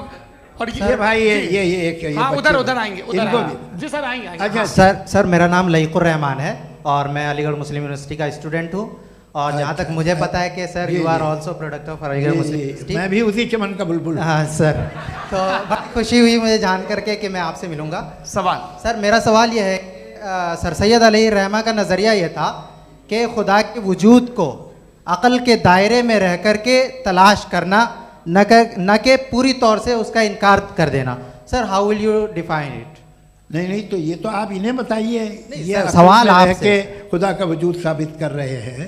तो सर आपने इनकार कर रखा है, इस वजह से मेरा क्वेश्चन उन्होंने यही सर से, एक सेकंड, सर सैयद ने यही कहा ना कि अक्ल से आप खुदा के वजूद को साबित नहीं कर सकते, यही कहा ना भाई। वो उन्होंने कहा कर सकते हैं और वो कर दिया गया आज। वो फोन दो। तलाश करना या साबित करना अक्ल से अक्ल से नहीं हो सकता। अरे सवाल तो सुन लीजिए जी। अक्ल से नहीं हो सकता है, यही कहा ना आपने। अक्ल से हो सकता है। अरे वो यही कह रहे हैं भाई, आप बता रहे हो सकता है, वो तो कुछ और। आप अगर सर देखो नौजवान फोन ले लो, वो इतनी कमाल की यूनिवर्सिटी है। अरे भाई दे दो ना जरा, एक मिनट दे दो भाई, मेरी बात सुनो, माइक पे बोलो ताकि जो लाखों लोग देख रहे हैं। माइक दे दो ना। अरे देंगे ना माइक, तुम ठहरो तो। हाँ सर, मेरा सवाल ये था कि सर सैयद अलैहि रहमा का एक नज़रिया था अपना कि खुदा का जो वजूद है उसको अक़ल के दायरे में रह कर के तलाश करना है, न कि पूरे तौर से इनकार कर देना है। ये उनका कॉन्सेप्ट था। लेकिन मेरा सवाल ये है कि आप इसको कैसे डिफाइन करते हैं, एक्सप्लेन कैसे करेंगे, मैं आपसे जानना चाहता हूँ, क्योंकि you are the product of Aligarh Muslim University. मुझे अक़ल के दायरे में रख के मैंने बहुत तलाश की, मुझे मिला नहीं। हाँ ये इधर वो चश्मा लगाए जो, हाँ उनको दे दीजिए। जी जी फटाफट पूछिए, बस 5 मिनट है, 5 मिनट में खत्म हो रहा है। हाँ अस्सलाम वालेकुम मुफ्ती साहब। एंड मेरा सवाल जावेद अख्तर साहब से। क्या नाम है आपका? अरे भैया सब मुझे पूछ रहे हो। फैज पूछिए फैज साहब। तो मेरा सवाल ये है कि अभी जो एथियस्ट है वो problem of evil argument use कर रहे हैं अगेंस्ट मुस्लिम्स, राइट? कि इस दुनिया में इतना सारा ईविल है और अगेंस्ट मुस्लिम तो यहाँ अगेंस्ट थियस्ट। हाँ थोड़ा सा करेक्ट कर लीजिए भाई, पूरी मशक्कत ही इसी बात की थी कि किसी एक मजहब पे बात न टिके। जी, तो बेसिकली ये आर्ग्यूमेंट ऐसा है कि इस दुनिया में इतना ज़्यादा ईवल एग्जिस्ट करता है और अगर एक ऑल गुड गॉड है तो वो रोकता क्यों नहीं है? लेकिन इस सवाल में एक हिडन अजम्पशन ये है कि इस दुनिया में ईवल एग्जिस्ट करता है। अब एथियस्ट ये कैसे ऑन्टोलॉजिकली प्रूव कर सकते हैं कि इस दुनिया में ईवल एग्जिस्ट करता है? मैं आपको बताता हूँ, थोड़ा सा समझा। नहीं सर, हम लोग इनको सुनने आए। नहीं please don't do that. I want to explain ontologically. नहीं हम समझ गए सर, इनको अब जवाब देने दीजिए। अच्छा सवाल पूछ लो। मैं अभी तक क्या था वो मैं थोड़ा सा ऐड ऑन कर लेता हूँ। तुम गुरु, तो हम जब इसका राउंड 13 करेंगे ना तब तुमको स्टेज पे बिठाएंगे। जी तो हाँ जल्दी से। तो देखिए एथियज्म के हिसाब से सब कुछ रैंडमली बन गया है, सब कुछ एटम्स और मॉलिक्यूल्स है। एक पत्थर में और मुझ में सिर्फ इतना फर्क है कि हम लोग एटम्स और मॉलिक्यूल्स का अलग अलग रीअरेंजमेंट है। अब एक पत्थर को कोई इंसान तलवार से 2 टुकड़ों में काट दे या मुझे, according to atheism it is same. There is no evil and good according to atheism. जी अच्छा, फैज साहब का सवाल ये है कि हाँ कोशिश भी करते तो इससे गलत सवाल नहीं कर पाते। एक लाइफ फॉर्म है और लाइफ फॉर्म में फीलिंग्स हैं, मतलब लाइफ फॉर्म सुनता है, देखता है, टेस्ट कर सकता है, फील कर सकता है। तो उसकी जो ये जो क्वालिटी इस बबल में आ गई हैं वो जानवर में भी है, इंसान में भी है। तो जाहिर है कि उसे कोई तकलीफ पहुंचेगी, तो चूंकि उसके पास वो सेंसिटिविटी है तो मैं करेगा। पत्थर में वो सेंसिटिविटी नहीं है। तो ये क्या सवाल हुआ कि अगर पत्थर को काटा तो पत्थर को तकलीफ नहीं होती, तो आपको काटे तो आपको क्यों तकलीफ हो? बैठ जाइए। जी हाँ अगला सवाल। हाँ पूछे जी जावेद अख्तर साहब। अरे भैया सब आप लोग मुफ्ती साहब को छोड़ रहे हैं, तो मेरे ही पीछे पड़े हैं क्या? फिर चलो बोलो भाई। You asked how God can exist when children die in Gaza. Huh? You asked how God can exist when children die in Gaza, and you also mentioned the rise of atheism in Europe. But the same events also are leading many atheists and non-believers to turn towards faith. How do you interpret this contradiction, where suffering pushes some away from God, yet brings others closer to belief? देखिए आपको एक बात बताऊं, दुनिया perfect तो कहीं भी नहीं है, हर जगह कुछ खामियां हैं। बेटा एक मिनट आप ही को कहेंगे, देखो वो तो कुछ खामियां, कमज़ोरियां, खराबियां सब जगह है। लेकिन अगर देखोगे ईमानदारी से कि दुनिया सबसे ज़्यादा महज़ब कहाँ है, एक आम शहरी को कहाँ हुकूक हासिल हैं, वो बोल सकता है, अपनी मर्ज़ी से काम कर सकता है, अपनी मर्ज़ी से राय दे सकता है, हुकूमत के ख़िलाफ़ बोल सकता है, बरसर इक़्तिदार लोगों के बारे में बोल सकता है, सरमायादारों के ख़िलाफ़ बोल सकता है। तो आपको ये स्कैंडिनेवियन कंट्रीज़ में मिलेगा, वेस्टर्न यूरोप में मिलेगा। मैं नहीं कह रहा वो परफेक्ट है, बिल्कुल नहीं, वहाँ बहुत ख़राबियाँ भी हैं, परफेक्ट तो कोई। लेकिन जिन जिन मुल्कों में, लैटिन अमेरिका देखो, गल्फ़ देखो, वहाँ पर आपको ये ज़रूर है कि रेप नहीं होते होंगे। रेप की ज़रूरत क्या है भाई? उसको तो ख़रीद लो, घर में रखो, सड़क पर रेप करने की क्या ज़रूरत है? मगर सुनिए, मगर हकीकत ये है कि वहाँ शख्सी आज़ादी राय देने की, बोलने की नहीं है। जी, ये एक आखिरी सवाल मुफ्ती साहब से। हाँ मैम, इनको माइक दीजिए। शुक्रिया। मेरा नाम मनीषा है, मैं हरियाणा से आई हूँ। मैं मुफ्ती साहब से एक बात पूछना चाहती हूँ। आप बार बार जावेद साहब को कॉन्ट्राडिक्ट तो कर रहे हैं कि आपने ये कहा, लेकिन आप भी अजम्पशंस के बेसिस पे बात कर रहे हैं। आपने खुदा के होने का कौन सा प्रूफ पेश किया है, खुदा की एग्जिस्टेंस का? अब इस सवाल को अलग रहने दीजिए, कौन एथीस्ट है कौन नहीं है। और दूसरी बात जो आपने एक छोटी सी कही थी कि ये फ्री विल का इस्तेमाल करता है इंसान अपनी, लेकिन इस फ्री विल का इस्तेमाल में मतलब खुदा ने ये दे दी सबको ये इजाज़त कि वो कितना घिनौनापन और कितने ज़्यादा ख़राब से ख़राब तरीके इस्तेमाल कर सकता है। जवाब सुनते जी। आप फ्री विल को मानती है ना, या अब कहती है कि फ्री विल नहीं है ना, मानती है ना? तो अब आपके पास इसका कोई एक्सप्लेनेशन नहीं है कि अगर एक इंसान उस फ्री विल का इस्तेमाल करके गलत काम कर रहा है और बच के अच्छी ज़िंदगी गुजार के निकल जा रहा है, उसका कोई रिकम्पेंस नहीं है। हमारे वर्ल्ड व्यू में जो इंसान गलत काम कर रहा है उसको भी रिकम्पेंस यानी उसका बुरा बदला मिलना है, और जो सही काम कर रहा है उसको सही बदला मिलना है। लिहाजा जो फ्री विल है वो इस तरीके से है कि एक लिमिटेड टाइम तक खुदा ने मोहलत दी है। ऐसा नहीं कि छूट दे दी, जो करना है करते रहो हमेशा। वक्त आएगा जब एग्जाम का टाइम खत्म होगा तब रिजल्ट आएगा, दौराने एग्जाम जबरदस्ती आपको नहीं बताया जाएगा। अरे भाई एक सेकंड, जी एक सवाल मुफ्ती साहब से मेरा, मुफ्ती साहब से जी, रुक जाइए, आपसे फोन, आप इसके बाद आपसे माइक छीन चुका। हाँ बोलिए। मैं मुफ्ती साहब एक ही सवाल करता हूँ कि अगर जो हो रहा है फ्री विल से हो रहा है और एक दिन बरोज़ क़यामत इंसाफ होगा मैशर में वगैरह वगैरह, तो दुआ क्यों मांगते हैं लोग? दुआ मांगते हैं इसके मतलब है अभी भी उसने ये डिपार्टमेंट रखा है कि मैं रोज़मर्रा की ज़िंदगी में बिल्कुल बिल्कुल ही कैन। तो तुम कैन हो, तुम मुझे नौकरी दिला देते हो, मेरे बेटे को ग्रीन कार्ड दिला देते हो, और 45,000 बच्चे मरते उन्हें रोकते नहीं हो। नहीं तो क्या आप ये कह रहे हैं कि इस दुनिया में जालिमों को कभी पकड़ ही नहीं होती है? अरे जो भी पकड़ होगी वो बच्चे रोते हैं। बिल्कुल, देखिए मैंने अपने ओपनिंग स्टेटमेंट में यही कहा था कि जनाब जावेद साहब सिर्फ इमोशनल आर्गुमेंट देंगे। This is an emotional argument. ये छोटे मोटे इसके पीछे का रीजन मैंने बताया क्या है, देखिए इसके पीछे का रीजन क्या है मैंने बताया। मंच से आप लोगों को सज्जनों इसलिए कह रहा हूं ताकि थोड़ा सा आपके कॉन्शियंस पे जोर रहे कि आपको ऑर्डर बचा के रखना है। वक्त तय हुआ था, ये वक्त पूरा हुआ, आपने इतने धैर्यपूर्वक सुना, मैं आप सबका बहुत बहुत शुक्रगुजार हूं। यदि इन दोनों विद्वानों की इच्छा होगी तो कभी हम इस बातचीत का राउंड 2, राउंड 3, यही तो देखिए खूबी है इंसान की कि बहस मुबाहसे में वो पड़ा रहता है। आप लोगों ने बड़े धैर्य का परिचय दिया, बहुत बहुत शुक्रिया। इसी के साथ ये बातचीत यहाँ पे समाप्त होती है। आप लोगों को मैं एक बात बता दूं, ये सारी बहस हो गई, अब मुफ्ती साहब और बड़े मुफ्ती साहब इन साथ के साथ मैं खाना खाने वाला हूँ।